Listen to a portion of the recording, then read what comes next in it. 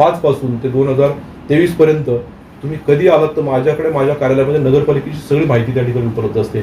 Main काय असतं म्हणजे विकासाच्या बाबतीमध्ये आपण बोलतोय नगरपालिकेचं मेन काय असतं, नगरपालिकेचं बजेट हा नगरपालिकेचा गाभा आहे.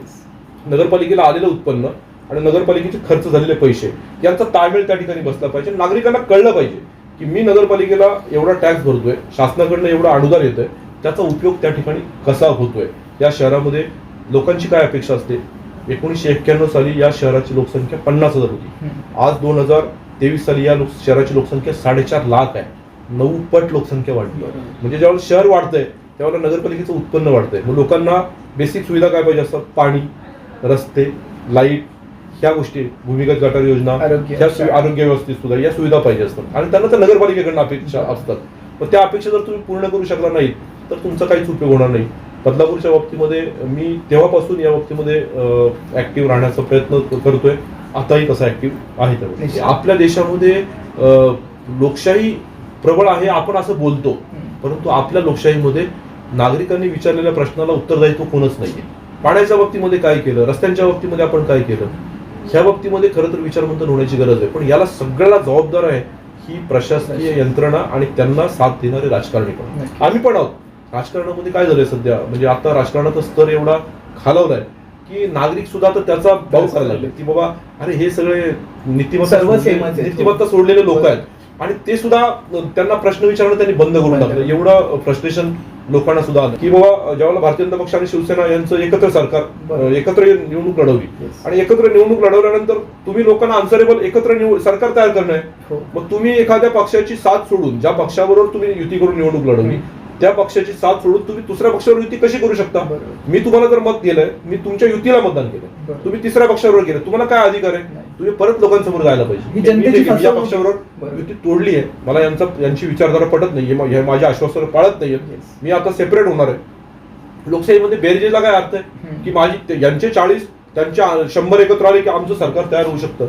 लोकांसमोर जाताना तुम्ही एकत्र युतीने गेले होते, मग त्यांनी ती चूक केली आणि चूक केल्यानंतर त्या चुकीचं परत परिमार्जन त्यांना भोगावं लागलं की त्यांचा पक्ष फुटला, शिवसेना फुटली, राष्ट्रवादी फुटली. आता लोक या गोष्टीला कंटाळलेत. खरं तर लोक या सगळ्या गोष्टीला आता कंटाळलेत. अरे हे काय चाललंय, नीतिमत्ता राहिली नाही. काही पक्ष संघटना सोडून जातात. या पक्षाचे 20 आमदार एकत्र आले, त्या पक्षाचे 20 आमदार एकत्र आले, हा पक्ष फुटला, तो पक्ष फुटला. हा प्रकार जो चालला हा थोडासा लोकांना आवडत नाही असं आमचं निरीक्षण आहे. मी पत्रकार म्हणून सुद्धा त्या गोष्टीचा अभ्यास करत असतो आणि एक सामाजिक कार्यकर्ता, एका पक्षाचा कार्यकर्ता म्हणून मी पक्षाच्या मीटिंगमध्ये पण हे विषय कधी कधी मांडतो की आम्ही 2 मंत्र्यांच्या बाबतीमध्ये फार कठोर भूमिका घेतली होती की त्यांची ईडीची चौकशी लावली, काय नव्हती. आणि मग ते मंत्री आमच्या मंत्रिमंडळात कसे येऊ शकतात. हा एक भारतीय जनता पक्षाचा कार्यकर्ता म्हणून मला प्रश्न पडतो की 2 मंत्र्यांच्या विरोधात आम्ही रान उठवलं, त्यांच्या घरावर मोर्चे नेले, त्यांना जेलमध्ये टाकलं आणि ते मंत्री आमच्या मंत्रिमंडळात कसे काय येऊ शकतात. आपल्या देशातल्या लोकांची खरं कष्ट करण्याची तयारी आहे, परंतु त्यांना प्रॉपर चॅनलाइज केलं जातं, त्यांना रोजगार दिला जातो. आपल्या देशात होतंय काय की सरकारी योजना आल्या की त्याचा गैरफायदा घेणाऱ्या लोकांची संख्या मोठ्या प्रमाणामध्ये. आता अधिकाऱ्यांची हिंमत नाही भ्रष्टाचार करण्याची, पण त्यांना 7 राजकारणी देतात. त्यांचं ही मिलीभगत आहे आणि त्याच्यामध्ये मग वर्ण येणाऱ्या पैशांचा प्रचंड मोठ्या प्रमाणामध्ये दुरुपयोग खाली होतो. बघा गेली 3.5-4 वर्ष या बाबतीमध्ये प्रशासकीय राजवट महाराष्ट्रातल्या सगळ्या स्थानिक स्वराज्य संस्थांमध्ये आतला त्या मतदारसंघाचे आमदार आणि त्या मतदारसंघाचे खासदार, पालकमंत्री आणि मुख्यमंत्री एवढेच त्या ठिकाणी काम करतात. बरे आपले लोकप्रतिनिधी आहेत, अधिकाऱ्यांची मजा चालली आहे. तिथे 100 रुपये आले की 50 रुपये पहिले बाजूला, 50% भ्रष्टाचार, 50 रुपयात त्या ठेकेदाराने काम करायचं आणि त्याच्यानंतर पुढचं हे करायचं. म्हणजे या देशाला भ्रष्टाचार ही सगळ्यात मोठी कीड आहे आणि ती कीड खरं तर मोदी साहेबांना मी खूप ईमेल केले त्या बाबतीत. भ्रष्टाचारी अधिकारी आहे, होतंय काय, एखादा अधिकारी भ्रष्टाचार करताना सापडला किंवा एखादा लोकप्रतिनिधी सापडला, अधिकारी सापडला की 6 महिन्यानंतर त्याला कामावर रुजू केले जातं. कशासाठी, फास्ट ट्रॅकवर कोर्ट तयार व्हायला पाहिजे. तो दोषी आढळला तर त्याला सर्व्हिसमधनं टर्मिनेशन त्या ठिकाणी केलं पाहिजे. त्यांना धाकच नाहीये. तो काय होतो, भ्रष्टाचार करताना पकडतो. आता काही अधिकारी त्याच्या पूर्ण सर्व्हिसेसमध्ये 3-4 वेळा भ्रष्टाचार करताना पकडले, रिटायर्ड होतात. परत काय होतं, आता या नगरपालिकेमध्ये एखादा चीफ ऑफिसर आहे, तो भ्रष्टाचार करून गेला, पुढच्या वेळेला परत तोच चीफ ऑफिसर या ठिकाणी येतो. म्हणजे ही जी प्रशासकीय यंत्रणा आहे, ही प्रशासकीय यंत्रणा सुधारण्याची खूप गरज आहे. आणि जीपे केलं म्हणजे डिजिटलायझेशन झालं अशातला भाग नाही. परंतु नगरपालिकेची प्रत्येक गोष्ट माझ्या लक्षात आली पाहिजे. आज संध्याकाळी नगरपालिकेमध्ये किती उत्पन्न आलं आणि त्याचा विनियोग कसा झाला, आज किती, एका महिन्यामध्ये किती पैसे आले, एका महिन्यामध्ये किती पैसे खर्च झाले, ह्याचं ऑनलाईन आलं पाहिजे. सगळं इतकी ट्रान्सपरन्सी त्या ठिकाणी पाहिजे. ते होत नाहीये. आणि त्याच्यामुळे या लोकांचं फावलंय. आणि या देशातला प्रचंड पैसा म्हणजे निम्मा पैसा भ्रष्टाचारामध्ये जातोय. या देशामध्ये जर केंद्र सरकारचं बजेट साधारणपणे 50 लाख कोटी रुपयांचं बजेट आहे. राज्य सरकारचं बजेट 4-5 लाख कोटीचं आहे. महाराष्ट्र सरकारचं, मुंबई महानगरपालिकेचं 60,000 कोटीचं आहे, बदलापूरचं 500 कोटीचं आहे. ह्याचं काउंट केलं 50% पैसा डायरेक्ट वाईप आउट होतोय आणि 50% पैशाचीच काम होतंय. आणि त्यामुळे नागरिकांना सुविधा मिळत नाहीत. परत रस्त्यावर रस्ता केला जातो, डांबरी रस्ता खोदतात, त्याच्यावर कॉन्क्रिटिंग करतात. एखादं वास्तू असते, नगरपालिकेची वास्तू असते, त्याचं प्रॉपर मेंटेनन्स होत नाही, नागरिकांना लाईनमध्ये थांबावं लागतं. ह्या सगळ्या गोष्टी प्रचंड, अजूनही समस्या प्रचंड आहे असं माझं स्वतः. आता कोविड कालावधीमध्ये 2 वर्ष बराचसा काळ हा लेबर नव्हते, काय नव्हते, साईडवर जागेवर नव्हतं. ह्या लोकांनी त्या कालावधीमध्ये एक वार्षिक निविदांचा एक प्रकार काढला होता आणि त्याचं टेंडर साधारणपणे 75 लाखाचं होतं. की समजा तुमच्या घरासमोरचे पेवर खराब झाले तर ते बसवायचे, कधी पाईपलाईन खराब झाली आहे, गटर खराब झाले ते करायचे. 75 लाख रुपयांचं काम होतं. त्याचं 23 कोटी रुपयांचं बिल काढलं गेलं. जागेवर काय, कोविडच्या कालावधीमध्ये लेबर उपलब्ध नव्हते, कोविडच्या कालावधीमध्ये काहीच काम सगळं लॉकडाऊन ठप्प झालेलं होतं. त्या कालावधीमध्ये यांनी कामं केली असं दाखवलं आणि त्यातनं कोट्यवधी रुपये बिलं त्यातनं काढली. मी तीच मागणी केली की ह्या 600 कोटी आणि पहिले शिल्लक असलेले 800 कोटी हे कुठं गेले याची नगरपालिकेने श्वेतपत्रिका काढायची. मी त्याच्यावर काम करतोय. माझं आता जवळजवळ 80% काम पूर्ण झालं. की गेल्या 3 वर्षातले झालेले ठराव, 3 वर्षामध्ये केलेले एक्सपेंडिचर आणि 3 वर्षामध्ये नगरपालिकेला आलेलं उत्पन्न, याचा सगळा अभ्यास मी आता तयार करून ठेवलाय. आता ऑक्सिजन प्लांट आहे, काही ठिकाणी ऑक्सिजन प्लांट उभेच नाही केले तर त्याची बिलं काढली गेली. आदर्श विद्यामंदिर संस्थेमध्ये ऑक्सिजन प्लांट कोविडच्या तयारीसाठी करायचं काम चालू आहे. तो ऑक्सिजन प्लांट चालूच झाला नाही, तिथं कोविड सेंटरच झालं नाही आणि ते पैसे काढले गेले. तुम्हाला दुसरं एक उदाहरण सांगतो की कोविडच्या कालावधीमध्ये यांनी एक साधारणपणे 50 लाख रुपयांचं बिल नगरपालिकेने बिल काढलं की ज्या ठिकाणी एखाद्या बिल्डिंगमध्ये कोविडचा पेशंट सापडला तर त्याच्या घराच्या बाहेर सेक्युरिटी गार्ड ठेवला असं दाखवलं आणि त्याला ते बांबू लावले ते बाहेर बिल्डिंगला की कुणी जाऊ नये म्हणून आणि सेक्युरिटी गार्ड ठेवलं. त्या सेक्युरिटी गार्डचं 50 लाख रुपये बिल काढलं. आता मला एक सांगा, बदलापूर शहरातल्या कुठल्याही नागरिकांनी सांगावं की ज्या बिल्डिंगमध्ये कोविडचा पेशंट होता त्याच्या खाली नगरपालिकेचा सेक्युरिटी गार्ड होता का? साधी गोष्ट आहे की कुठेही नव्हता, पण त्याचं 50 लाख रुपये बिल काढलं गेलं. कोविड सेंटरच्या बाहेर कामगार ठेवले, सेक्युरिटी गार्ड ठेवले असं दाखवलं, त्याची बिलं काढली गेली. त्याचा बरोबर या लोकांनी त्याचा गैरफायदा घेतला आणि याच्यामध्ये कोट्यवधी रुपयांचा भ्रष्टाचार झाला. पण जर ती डिसेंबर एंडिंग पर्यंत परमिशन नाही आली तर मी अँटी करप्शनकडे फॉलो घेणार आणि मी कोर्टात जाणार, मी हायकोर्टात जाणार की मी हे सगळे पुरावे सादर करून पण या नगरपालिकेची चौकशी होत नाहीये. आणि मग मी कोर्टाच्या माध्यमातून, आपल्याकडे न्याय व्यवस्था आहे, आपल्याकडे पुढचा मार्ग काय न्याय व्यवस्था. मी 11 फाईलचे पुरावे दिलेले आहेत सगळे. आधी सांगतो की ठेकेदार आणि प्रशासकीय अधिकारी यांची ही लॉबी आहे. आता प्रशासकीय अधिकारी जर राजकारण्यांच्या दबावाला बळी पडत असतील तर त्यांनी ते सांगितलं पाहिजे की कोण राजकारणी आहे, त्यांनी याच्यामध्ये कोण ठेकेदार आहेत, कोण काय आहेत. हे बदलापूरला सगळ्यांना माहिती आहे की कोण ठेकेदारी बदलापूरमध्ये कोण करते, काय करते, बदलापूरला माहिती. मला कोणाची वैयक्तिक नाव घ्यायची इच्छा नाहीये, परंतु याच्यामध्ये सगळ्यात मोठा रोल प्रशासकीय अधिकाऱ्यांचा आणि अभियंत्यांचा आहे. मी तुम्हाला सांगतो, एखाद्या गोष्टीचं इस्टिमेट तयार केलं जातं, तो खर्च असतो 50 लाख, ते इस्टिमेट 1 कोटीचं केलं जातं. पहिला अधिकारी कोण असतो, दोषी कोण असतो, तर अभियंता. मी स्वतः एक अभियंता आहे, म्हणून मी ही गोष्ट मी इंजिनियर जिल्हा पण मांडतो की सगळ्यात पहिला दोषी कोण असतो, तो अभियंता. दुसरा दोषी कोण आहे, तर प्रशासकीय अधिकारी. बरोबर आहे. प्रशासकीय अधिकारीमध्ये चीफ ऑफिसर. आता तो नगराध्यक्ष पण तोच आहे.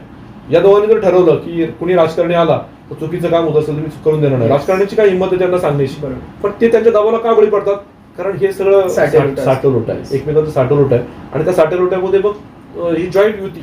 मंडळी नमस्कार, मी अनिकेत. आपण पाहताय ठळक वार्ताचा विशेष भाग म्हणजेच दिलखुलास गप्पा.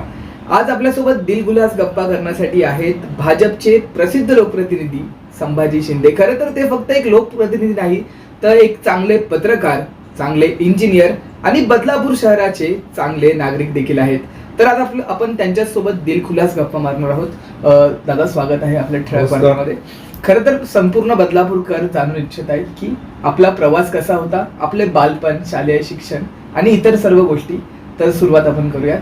कसं होतं बालपण आणि काय? मी पुणे जिल्ह्यातील मावळ तालुका आहे, जो लोणावळ्याच्या जवळ आहे. लोणावळ्याचा जो तालुका आहे मावळ तालुका, त्या मावळ तालुक्यामध्ये चांदखेड नावाचं एक छोटंसं खेडेगाव आहे. या छोट्याशा खेडेगावातला मी एका शेतकऱ्यांच्या घरी जन्माला आलेला एक मुलगा आहे. माझ्या कुटुंबामध्ये मी 5 नंबर आहे. मला एक भाऊ आणि 3 बहिणी आहेत. तर मी वडिलांचा 5वा मुलगा. गरीब शेतकरी कुटुंबामध्ये जन्म झाला. गावामध्ये प्राथमिक शिक्षण 4थी पर्यंत झालं, नंतर 10वी पर्यंतचं शिक्षण गावात झालं आणि लहानपणापासून अभ्यासाची आवड, वर्गामध्ये नेहमी पहिला क्रमांक असणार. मी 10वी पर्यंत आमच्या गावामध्ये शिक्षण घेतलं आणि त्याच्यानंतर मी मला सिव्हिल इंजिनिअरिंग या क्षेत्रातली पहिल्यापासून आवड आहे. लहानपणापासून मी त्या क्षेत्रामध्ये काहीतरी करिअर करावं आणि त्या क्षेत्रामध्ये काम करावं अशी इच्छा बाळगून ठेवणारा एक कार्यकर्ता होतो. आणि शेतकरी कुटुंबामध्ये जन्माला आलेलं असल्यामुळे कन्स्ट्रक्शन या विषयामध्ये मला लहानपणापासून रुची होती. गावातली मी बांधकाम वगैरे पाहत होतो. मी शासकीय तंत्रनिकेतन कराड या ठिकाणी 1990 साली मी त्या ठिकाणी ऍडमिशन घेतलं आणि मी 1993 साली शासकीय तंत्रनिकेतन कराडमधनं डिप्लोमा इन सिव्हिल इंजिनिअरिंग ही पदविका मी त्या ठिकाणी प्राप्त केली. मी त्यावेळेला वर्गामध्ये पहिला आलेलो आणि त्या मी शासकीय तंत्रनिकेतन कराडचा 1993 सालचा मी बेस्ट आउटगोईंग स्टुडंट आहे. आणि मी कॉलेजच्या जीवनापासून त्या ठिकाणी शाळेतल्या कॉलेजमध्ये कल्चरल ऍक्टिव्हिटी असतील, पॉलिटिकल ऍक्टिव्हिटी असतील, याच्यामध्ये मी सहभागी होतो. मी पहिल्या वर्षी आमच्या वर्गाचा CR होतो, क्लास रिप्रेझेंटेटिव्ह होतो. आणि तिसऱ्या वर्षी मी आमच्या कॉलेजमध्ये त्या ठिकाणी एक निवडणूक पण लढवली होती, म्हणजे जिमखाना सेक्रेटरीची निवडणूक होती, ती पण त्या ठिकाणी निवडणूक लढवली होती. म्हणजे पहिल्यापासून समाजसेवेची आवड असणारा पण गरीब कुटुंबात माझं शिक्षण अतिशय गरीब परिस्थिती झालं. माझे वडील शेतकरी असल्यामुळे त्यांना जे काही जेवढं जमेल तेवढं शिक्षण त्यांनी मला त्या ठिकाणी चांगल्या पद्धतीने दिलं. आणि शेवटच्या वर्षाला सुद्धा मला त्या ठिकाणी डिस्टिंक्शन होतं. मला डिग्रीला सुद्धा ऍडमिशन त्या ठिकाणी मिळत होतं. परंतु मी ठरवलं होतं की मला व्यवसाय करायचा आहे. त्यामुळे पुढचं शिक्षण 1993 साली डिप्लोमाला सुद्धा बऱ्यापैकी किंमत होती आणि खूप नॉलेजेबल शिक्षण व्यवस्था होती त्यावेळेला. आणि शासकीय तंत्रनिकेतनमध्ये असल्यामुळे सगळी मुलं, हुशार मुलांचं सिलेक्शन त्या ठिकाणी होत होतं आणि त्यांच्या माध्यमातून आम्ही एक चांगला ग्रुप तयार केला होता. त्याच्यामुळे मी डिग्रीच्या याच्यामध्ये पडलो नाही, कारण माझी आर्थिक परिस्थिती पुढे नव्हती. आणि 1993 साली मी कराड कॉलेजमधून बाहेर पडलो. मी 1994 साली बदलापूर या ठिकाणी आलो. पत्रकारितेमध्ये पण आपलं एक मोठं योगदान आहे. तर इंजिनिअरिंग करता करता असं काय वाटलं की आपण ह्या वेगळ्या क्षेत्राकडे आकर्षित झालं पाहिजे? कुठल्या वर्षी तुम्ही पत्रकारितेमध्ये आलात? मी 1994 साली साधारणपणे बदलापूरमध्ये आलो. त्याच्यानंतर मी 3 वर्ष बदलापूर शहरामध्ये जॉब त्या ठिकाणी केला. मी मुंबईला एका आर्किटेक्टकडे ॲज अ साईट इंजिनियर म्हणून त्या ठिकाणी जात होतो. आणि ते करता करता मला लहानपणापासून वाचनाची आणि लेखनाची खूप आवड आहे. म्हणजे मला खूप लिहितो. मी दिवसातनं कमीत कमी 4-5 पानं तर त्या ठिकाणी लिहायचो. आणि पुण्यामध्ये असताना किंवा गावाकडे असताना सुद्धा लहानपणापासून वर्तमानपत्र वाचण्याची मला अतिशय आवड होती. म्हणजे गावामध्ये आमच्या वर्तमानपत्र त्यावेळेला माझ्या शालेय शिक्षण जीवनामध्ये असताना फार कमी मिळायची. परंतु माझ्या शेजारी माझ्या शाळेचे मुख्याध्यापक राहत होते आणि शाळेची वर्तमानपत्र त्यांच्या घरी यायची. मी लहानपणापासून पुण्यातले त्यावेळेला केसरी असेल, सकाळ असेल, प्रभात असेल, तरुण भारत असेल, ही जी वृत्तपत्र पुण्यामध्ये होती ती सगळी वृत्तपत्र त्या ठिकाणी वाचायचो. तेव्हापासून मला वाचनाची आणि लेखनाची प्रचंड आवड त्या ठिकाणी निर्माण झाली होती. मी कॉलेजमध्ये पण लायब्ररी होती, त्या कॉलेजच्या लायब्ररीमध्ये पण मी जाऊन पुस्तकं वाचायचो. आणि राजकीय क्षेत्रामध्ये पहिल्यापासून आवड असल्यामुळे राजकीय आणि सामाजिक क्षेत्राचा अभ्यास हा वर्तमानपत्रातल्या वाचनातनं होतो याची मला त्या ठिकाणी जाणीव होती. आणि म्हणून मी नंतर ज्यावेळेला बदलापूर 1994 साली आलो, सुरुवातीचे 3-4 वर्ष मी जॉब केला, त्यावेळेला सुद्धा बदलापूरमध्ये मी वाचन चांगल्यापैकी करत होतो. आणि नंतर मला असं वाटलं की आपण पत्रकारिता या क्षेत्रामध्ये सुद्धा आवड म्हणून काम त्या ठिकाणी करूयात. आणि मग मी काय केलं, साधारणपणे 2000 सालच्या आसपास मी यशवंतराव चव्हाण मुक्त विद्यापीठ, त्यावेळेला आदर्श विद्यामंदिर जे आहे आपल्या बदलापूरचं आदर्श कॉलेज आहे, त्या कॉलेजमध्ये एक सर्टिफिकेट कोर्स चालू झाला होता पत्रकारितेचा, करस्पॉन्डन्स. तर मी त्या ठिकाणी ऍडमिशन घेतलं. माझ्याबरोबर श्रीराम केळकर होत्या, त्याच्यानंतर त्यांच्या मिस सौभाग्य होती ज्या आहेत आता पत्रकारितेमध्ये त्या होत्या, मयुरेश कडाव होते आपले. हे सगळे लोक माझ्याबरोबर त्यावेळेला आम्ही एकत्र स्टुडंट होतो एका याच्यामध्ये. आणि मी त्या ठिकाणी तो डिप्लोमा पूर्ण केला, सर्टिफिकेट कोर्स पूर्ण केला. मला बऱ्यापैकी त्या 1 वर्षामध्ये शिकायला मिळालं. त्या पत्रकारितेचा अभ्यासक्रम होता तो शिकल्यानंतर मला पत्रकारितेमध्ये त्या ठिकाणी नॉलेज आलं की आता आपण सिस्टमॅटिक बातम्या त्या ठिकाणी कशा लिहायला पाहिजे. त्यावेळेला काही इलेक्ट्रॉनिक्स मीडिया एवढा स्ट्रॉंग नव्हता, प्रिंट मीडिया त्या ठिकाणी स्ट्रॉंग होता. मग मी हळूहळू बातम्या लिहायला लागलो. आणि 2001 साली मी साधारणपणे मला तो कोर्स पूर्ण झाला.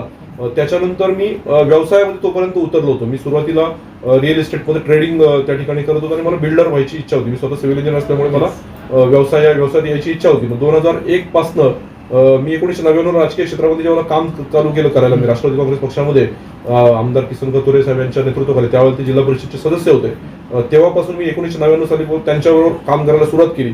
राजकीय क्षेत्रामध्ये काम करताना आपल्याला पत्रकारितेत पण काम करण्याची गरज आहे अशी मला त्या ठिकाणी जाणीव होती. मी कुळगाव बदलापूर नगरपालिकेच्या सभागृहामध्ये 2000 पासून ते 2005 पर्यंत एक वृत्तपत्राचा प्रतिनिधी म्हणून त्या ठिकाणी त्या सभागृहामध्ये जायचो, त्याचा अभ्यास करायचो.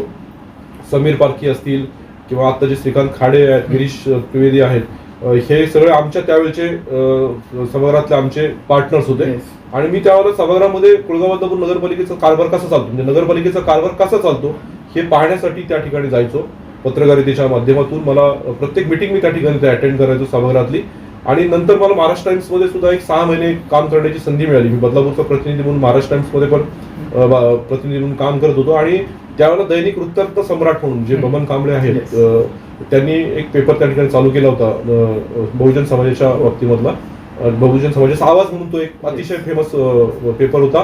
बबन कांबळेच्या नवा काळमध्ये बऱ्याच काळ त्यांनी काम केलं होतं. तर त्यांनी स्वतःचा पेपर काढला होता आणि खूप त्यावेळेला सम्राटचं एक वलय त्या ठिकाणी तयार केलं होतं. मी त्या कार्यक्रमाला गेलो ओपनिंगच्या, आणि त्यांनी मला सांगितलं तुम्ही बदलापूर प्रतिनिधी म्हणून काम करा. मी कुठलंही मानधन न घेता दैनिक वृत्तांत सम्राटमध्ये त्या ठिकाणी काम करत होतो. बदलापूरच्या सगळ्या बातम्या असतील त्या बातम्या त्या ठिकाणी मी पाठवत होतो. मी जवळजवळ 2.5-3 वर्ष वृत्तांत सम्राटमध्ये काम करत होतो. मी त्यावेळेला एक बदलापूरला आम्ही मेळावा पण घेतला. त्या सम्राटला मी मोठा निधी सुद्धा त्या ठिकाणी जमा करून दिला. आणि मग हळूहळू मला या पत्रकारितेची आवड निर्माण झाल्याच्या नंतर 2005 पर्यंत मी सभागृहामध्ये बसत होतो. मी 1999 पासून राजकीय क्षेत्रामध्ये काम करत असताना राष्ट्रवादी काँग्रेस पक्षाचं काम आमदार साहेबांच्या नेतृत्वाखाली करत होतो. आणि मग मी ठरवलं की आता आपण पत्रकारिता केली आहे, आपल्याला याच्यातलं बरीच माहिती पण मिळाली आहे. नगरपालिकेच्या प्रशासकीय कारभाराची सुद्धा माहिती आपल्याला त्या ठिकाणी मिळालेली आहे. साधारणपणे राजकीय क्षेत्रामध्ये काम करणारा जो पदाधिकारी असतो त्याला निवडणूक लढवण्याची इच्छा असते. मला 2005 साली निवडणूक लढवण्याची संधी आली आणि मी 2005 साली निवडणुकीला उभा राहिलो. माझी राजकीय सुरुवात तेव्हापासून झाली. हा जो प्रवास होता, पत्रकारिता करता करता राजकारणात एंट्री म्हणजे कशा प्रकारे केली? मी तुम्हाला सांगितलं की मी कॉलेजच्या जीवनापासूनच पहिल्या वर्षी आमच्या वर्गाचा सीआर झालो होतो. मी गरीब विद्यार्थी जरी असलो तरी आम्हाला माझं एक थोडंसं पहिल्यापासून मी शाळेमध्ये असताना म्हणजे प्राथमिक शाळेमध्ये असताना वक्तृत्व स्पर्धांमध्ये सहभागी व्हायचो. मी तालुका स्तरावर पारितोषिक मिळाली, जिल्हा स्तरावर पारितोषिक मिळाली वेगवेगळ्या विषयांमध्ये. आमच्या शाळेमध्ये मला त्यावेळेला आमचे एक गुरुजी होते जे प्राथमिक शाळेमध्ये आणि माध्यमिक शाळेचे शिक्षक होते. त्यांनी मला खूप प्रोत्साहन दिलं होतं वक्तृत्व स्पर्धेच्या बाबतीमध्ये. आणि त्यामुळे माझ्याकडे एक प्रकारचं थोडंसं वक्तृत्व होतं, सूत्रसंचालन करण्याची कला होती. आणि मग मी राजकीय क्षेत्रामध्ये काम करता मला व्यासपीठ मिळायला लागलं. मी थोडेसे विचार मांडायला लागलो आणि विचारातनं एक प्रकारचं थोडंसं हे तयार झालं, म्हणजे एक आवड तयार झाली. आणि मी नगरपालिकेच्या सभागृहामध्ये बसला असल्यामुळे मला नगरपालिकेचा कारभार कळत होता की लोकप्रतिनिधी काय बोलतात, कसे बोलतात, गावातले निर्णय कसे होतात, ते पॉलिसी डिसिजन काय होतात, त्याची अंमलबजावणी कशी होते. आणि 2005 साली मला राष्ट्रवादी काँग्रेस पक्षाकडनं संधी मिळाली. त्यावेळेला हे जे आता जो माझा 2005चा वॉर्ड होता तो बदलापूर शहरातला सगळ्यात मोठा वॉर्ड होता. त्यावेळेला वॉर्ड नंबर 21 होता. तो 7,000 लोकसंख्येचा वॉर्ड होता. त्यावेळेला हार्डली 2,000-3,000 लोकसंख्येचे वॉर्ड असायचे, पण माझ्या वाट्याला खूप मोठा वॉर्ड आला. मी ओपन कॅटेगरीमध्ये असल्यामुळे ओपन मध्ये संधी मला मिळाली. आणि मी त्यावेळेला म्हणजे आता त्या वॉर्डचे 4 वॉर्ड झाले साधारणपणे. तो 21 नंबर वॉर्ड जर आत्ताचं परिक्षेत्र काढलं तर त्याच्यामध्ये आता 4 प्रभाग तयार झाले. एवढा मोठा तो प्रभाग होता. मला राष्ट्रवादी काँग्रेस पक्षाकडनं आमदार किसन कथोरे साहेब ही 2004 साली निवडणूक लढवल्यानंतर मला संधी मिळाली. आणि या नगरपालिकेची 2005 निवडणूक झाली. मी ती निवडणूक लढलो. अर्धा वॉर्ड भारतीय जनता पक्षाचा होता, अर्धा वॉर्ड यांचा होता म्हणजे शिवसेनेचा वॉर्ड होता. त्या वॉर्डात मी ती निवडणूक लढवली. आणि निवडणूक लढवल्यानंतर मी त्या ठिकाणी जवळजवळ 250 मतांनी निवडून आलो. त्यावेळेला बदलापूर शहरामध्ये सुद्धा शिवसेना भाजपची हवा होती. आणि अशा हवेमध्ये सुद्धा राष्ट्रवादी काँग्रेस पक्षाच्या वतीने मी या सिटी प्रभागामध्ये निवडून आलो. कारण लोकांनी काय पाहिलं तर हा एक शिक्षित आहे, इंजिनियर आहे आणि इंजिनियर असल्यामुळे याला संधी देणे गरजेचं आहे. आणि मला माझा काही एरियामध्ये तर परिचय पण नव्हता. म्हणजे 30-35% प्रभाग तर असा होता की त्या प्रभागामध्ये माझा परिचय सुद्धा त्या ठिकाणी नव्हता. आणि त्या प्रभागामध्ये सुद्धा लोकांनी मला माझं शिक्षण पाहून माझं 5 वर्षातलं काम, मी 2005 मध्ये सुद्धा सामाजिक क्षेत्रामध्ये खूप काम करत होतो. आणि मला लोकांनी 2005 साली निवडून त्या ठिकाणी. एक चांगला पत्रकार, एक चांगला अभियंता आणि एक चांगली राजकीय व्यक्ती म्हणून तुम्ही आपली ओळख निर्माण केली. तर यामध्ये पुण्याची शिस्त आणि संस्कारांचा मोठा पगडा तुमच्यावरती दिसतो. कारण वाचनाची आवड लहानपणापासूनच होती. मग त्यातच सम्राट सारख्या वृत्तपत्रामध्ये देखील तुम्ही काम केलं. आता बदलापूरच्या विकासाबद्दल बोलूयात. कारण इतर मंडळी बोलताना दिसत नाहीत आणि बोलताना दिसतात तरी ते इतक्या प्रगल्भपणे बोलत नाहीत. बदलापूर शहराची जर आपण लोकसंख्या पाहिली तर 4.5 लाख ते 5 लाखाच्या घरात आपल्याला पाहायला मिळते. चौथी मुंबई म्हणून आपण सर्वच पाहतो. परंतु खरंच बदलापूर शहराचा वाटेल तितका विकास झालाय का? बदलापूरला कशा नजरेने तुम्ही पाहता सध्याच्या स्थितीला? मी साधारणपणे 1994 साली बदलापूर शहरामध्ये राहिला. मला आता 30 वर्ष या शहरामध्ये झाली आहेत. माझी ही जन्मभूमी नसली तरी माझी ही कर्मभूमी आहे. आणि ज्या कर्मभूमीने आम्हाला मोठं केलं, मला या ठिकाणी मी नोकरी केली, या ठिकाणी मी पत्रकारिता केली, या ठिकाणी मी राजकीय क्षेत्रामध्ये काम करतोय आणि या ठिकाणी मी व्यवसाय केला. मी 2005 सालापासून आतापर्यंत 2023 पर्यंत जवळजवळ बदलापूर शहरामध्ये 40 स्वतःच्या इमारती बांधलेल्या. त्याच्यामुळे मी व्यवसाय या शहराने मला दिला की हे शहर म्हणजे माझी कर्मभूमी आहे. नक्कीच. आणि या शहराविषयी मला प्रचंड निष्ठा आणि आवड आहे. म्हणजे या शहरामध्ये काहीतरी करावं, आपलं स्वतःचं गाव आहे असं समजून मी गेली 30 वर्ष या शहरामध्ये राहिलेलो आहे. त्याच्यामुळे मी वेगवेगळे मुद्दे विकासाचे नेहमी मांडत असतो. 2005 साली मी ज्यावेळेला इथे नगरसेवक झालो त्यावेळेला मला एक या गोष्टीची आवड होती की या शहराविषयी आपण काहीतरी केलं पाहिजे. नक्कीच. या शहराविषयी जर करायचं असेल आपल्याला तर या शहराच्या रिक्वायरमेंट्स काय. साधारणपणे 2005 साली बदलापूर नगरपालिकेचा परिक्षेत्राचा डेव्हलपमेंट प्लॅन आहे. तो डेव्हलपमेंट प्लॅन त्या ठिकाणी मंजूर झाला होता आणि त्याच्यातला फक्त ईपी पार्ट राहिला होता. 1996चा नकाशा 2005 साली मंजूर झाला होता. आणि एखाद्या गावचा मंजूर विकास आराखडा हा त्या गावचा एक गाभा असतो त्या विकासाचा. 2005 साली थेट नगराध्यक्षाची निवडणूक झाली. नगराध्यक्ष रामभाऊ पातकर नगराध्यक्ष झाले. ते भारतीय जनता पक्षाचं शिवसेनेचं सरकार होतं आणि मी राष्ट्रवादी काँग्रेस पक्षामध्ये होतो. 2005 साली मी ज्यावेळेला सभागृहामध्ये गेलो त्यावेळेला मला दिसलं की या ठिकाणी काही प्रशासकीय खूप मोठे लॅक्युनस त्या ठिकाणी आहेत. म्हणजे नगरपालिकेचं काम होतंय हे जसं काही एखाद्या ग्रामपंचायतीचं काम आहे त्याप्रमाणे काम होतंय. संत गतीने होतं. कसेही ठराव होत आहेत त्या ठरावांना काही अर्थ नाही. म्हणजे हे जे पुस्तक आहे ही पुस्तक म्हणजे नगरपालिका ऍक्टची भगवद्गीता आहे. तर ह्या ऍक्ट प्रमाणे काम होत नाहीये असं मला त्या ठिकाणी जाणवलं. आणि मी 2005 साली पहिल्यांदा बदलापूर शहरामध्ये इतिवृत्त मध्ये कसे फेरफार केले जातात त्याचा घोटाळा मी त्या ठिकाणी काढला होता. की काय व्हायचं की साधारणपणे एखाद्या नगराध्यक्षाने मिटिंगचा अजेंडा काढला त्याच्या पुढे विषय असतो आणि विषयाच्या पुढे एखादी फिगर असते किती लाख रुपयांचं काम आहे ते. त्या ठिकाणी काय करायचे की एखाद्या रस्त्याचं काम दिलं त्याच्या पुढे सभागृहामध्ये तो अजेंडा निघायचा त्याच्यामध्ये 1 लाख रुपये लिहिलेले असायचे. आणि ज्या वेळेला इतिवृत्त त्याचं यायचं कारण एखाद्या मीटिंगमध्ये मंजूर झालेल्या ठरावाचं इतिवृत्त पुढच्या मीटिंगमध्ये कन्फर्मेशनसाठी येतं त्यावेळेला त्याच्यामध्ये 0 वाढवलेलं असायचं. समजा 1 लाख असेल तर 10 लाख केलेले असायचे. तर मी सुरुवातीला जेव्हा माझ्याकडे अजेंडे यायचे तेव्हा मी ते अजेंडे पाहिजे इतिवृत्त पाहायचो. मला त्याच्यामध्ये फेरफार दिसले काही ठिकाणी आणि मी गोष्ट ती नगराध्यक्षांच्या निदर्शनास आणून दिली. त्यावेळेचे मुख्याधिकारी होती त्यांच्या निदर्शनास आणून दिली. मला जाणवलं हे लोक सगळे संगनमताने ह्या गोष्टी करतात. तर म्हणजे त्यांना जेव्हा मी जाणून आणून दिलं तेव्हा त्यांनी मला सांगितलं नाही असं काही झालेलं नाही वगैरे ह्या गोष्टी चुकीच्या आहेत तुझं काही चुकतंय असं म्हणून. मी त्यांना पुरावे दिले की साहेब बघा ह्या मागच्या मीटिंगमध्ये हा विषय एवढा होता तुम्ही या मीटिंगमध्ये 9 लाखाचा विषय असेल त्याच्या इकडे 1 लिहायचे 19 लाख. तर मी त्यांना ही गोष्ट निदर्शनास आणून तर त्यांनी डिनाय केलं. शेवटी आम्ही राज्य सरकारकडे तक्रार केली. राज्य सरकारला ही गोष्ट निदर्शनास आणून दिली की अशा प्रकारे जर पैशाचा अपव्यवहार होत असेल तर ते पूर्णपणे चुकीचं आहे. प्रशासकीय चुका या ठिकाणी होतात आणि याच्यामध्ये सगळे सहभागी असायचे. म्हणजे लोकप्रतिनिधी सरकार अधिकारी प्रशासकीय अधिकारी हे सगळे सहभागी असायचे. मी तक्रार केल्यानंतर त्याच्यावर एक एन्क्वायरी कमिटी बसली आणि त्या एन्क्वायरी कमिटीने एक अहवाल सादर केला आणि याच्यामध्ये नगरपालिकेचं आर्थिक नुकसान होत आहे आणि या सगळ्या प्रशासकीय चुका आहेत हे त्या कमिटीने एक डेप्युटी कलेक्टरच्या याच्याखाली राजेश टोपे त्यावेळेला नगरविकास मंत्री होते त्यांच्याकडे हिअरिंग झालं आणि त्यांनी ही कमिटीच्या माध्यमातून तो अहवाल सादर झाला. खरं तर अतिशय सिरियस प्रकरण होतं. म्हणजे जे म्युन्सिपल ऍक्ट मधले 51 ब आहे डिस्क्वालिफिकेशन ऑफ प्रेसिडेंट तिथपर्यंतचं स्टेज होतं. म्हणजे आम्ही आज हायकोर्टाच्या वकिलाचं ओपिनियन पण घेतलं होतं पण थोडंसं पॉलिटिकल प्रेशर दबावाला वरती विधानसभा क्षेत्र मंत्रालय स्तरावर खूप पॉलिटिकल हे असतात त्याच्यामध्ये आम्ही प्रकरण रेटल्यानंतर सुद्धा डिस्क्वालिफिकेशन त्यावेळेला झालं नाही. आमच्याबरोबर एका दुसऱ्या नगरपालिकेची तक्रार होती आणि दुसऱ्या नगरपालिकेच्या तक्रारीमध्ये राजेश टोपेंनी तिथे पॉलिटिकली डिसिजन घेतलेला होता आणि ती मेरिटवर केस ती पण होती ही पण होती. त्याच्या बाबतीमध्ये नगराध्यक्षाला डिस्क्वालिफाय केलं. यामध्ये फक्त समज दिली आणि काम थांबवलं. त्याच्यानंतर मी ठरवलं की त्याच्यानंतर नगरपालिकेमध्ये खूप प्रशासकीय सुधारणा झाल्या. त्याचा विषय प्रॉपर लिहिणं अजेंडा व्यवस्थित काढणं इतिवृत्त व्यवस्थित काढणं त्याच्या पुढच्या 3 वर्ष ही प्रशासकीय वटणीवर आली होती. नगरपालिका 100% वटणीवर आली होती. त्यावेळेचे काही अधिकारी नगरपालिकेचे असतील तर तुम्ही जर त्यांना कधी विचारलं त्यावेळेला पण सांगतील. आणि मी पहिल्यापासून असा एक राजकीय कार्यकर्ता आहे किंवा एक लोकप्रतिनिधी म्हणून काम करतो की आपण लोकसेवक असतो. आपण नगरसेवक म्हणजे बघा पूर्वी नगरसेवकाला नगरपाल शब्द वगैरे वापरायचे. त्यानंतर बाळासाहेब ठाकरेंनी मागणी केली की हे यांना नगरसेवक म्हणा हे सेवक आहेत. आताचे पंतप्रधान पण सांगतात की मी पंतप्रधान नाहीये मी प्रधान सेवक आहे. आपण सेवक असतो. आपण नागरिकांकडनं आलेल्या पैशातनं गावाची कामं करत असतो. म्हणजे आपण विश्वस्त असतो. आपण त्यातला 1 रुपया प्रॉपर खर्च केला पाहिजे ही आपली जबाबदारी असते आणि विश्वस्त म्हणून त्या प्रशासकीय यंत्रणेकडनं ती कामं करून घेणं ही आपली जबाबदारी असते.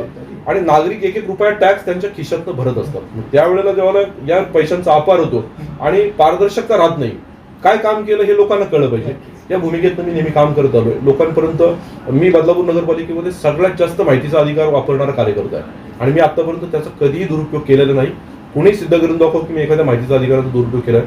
मी आतापर्यंत नगरपालिकेला लाखो रुपये भरलेले आहेत आणि माझ्या कार्यालयामध्ये 2005 पासून ते 2023 पर्यंत तुम्ही कधी आलात तर माझ्याकडे माझ्या कार्यालयामध्ये नगरपालिकेची सगळी माहिती त्या ठिकाणी उपलब्ध असते. मेन काय असतं म्हणजे विकासाच्या बाबतीमध्ये आपण बोलतो की नगरपालिकेचं मेन काय असतं, नगरपालिकेचं बजेट हा नगरपालिकेचा गाभा आहे.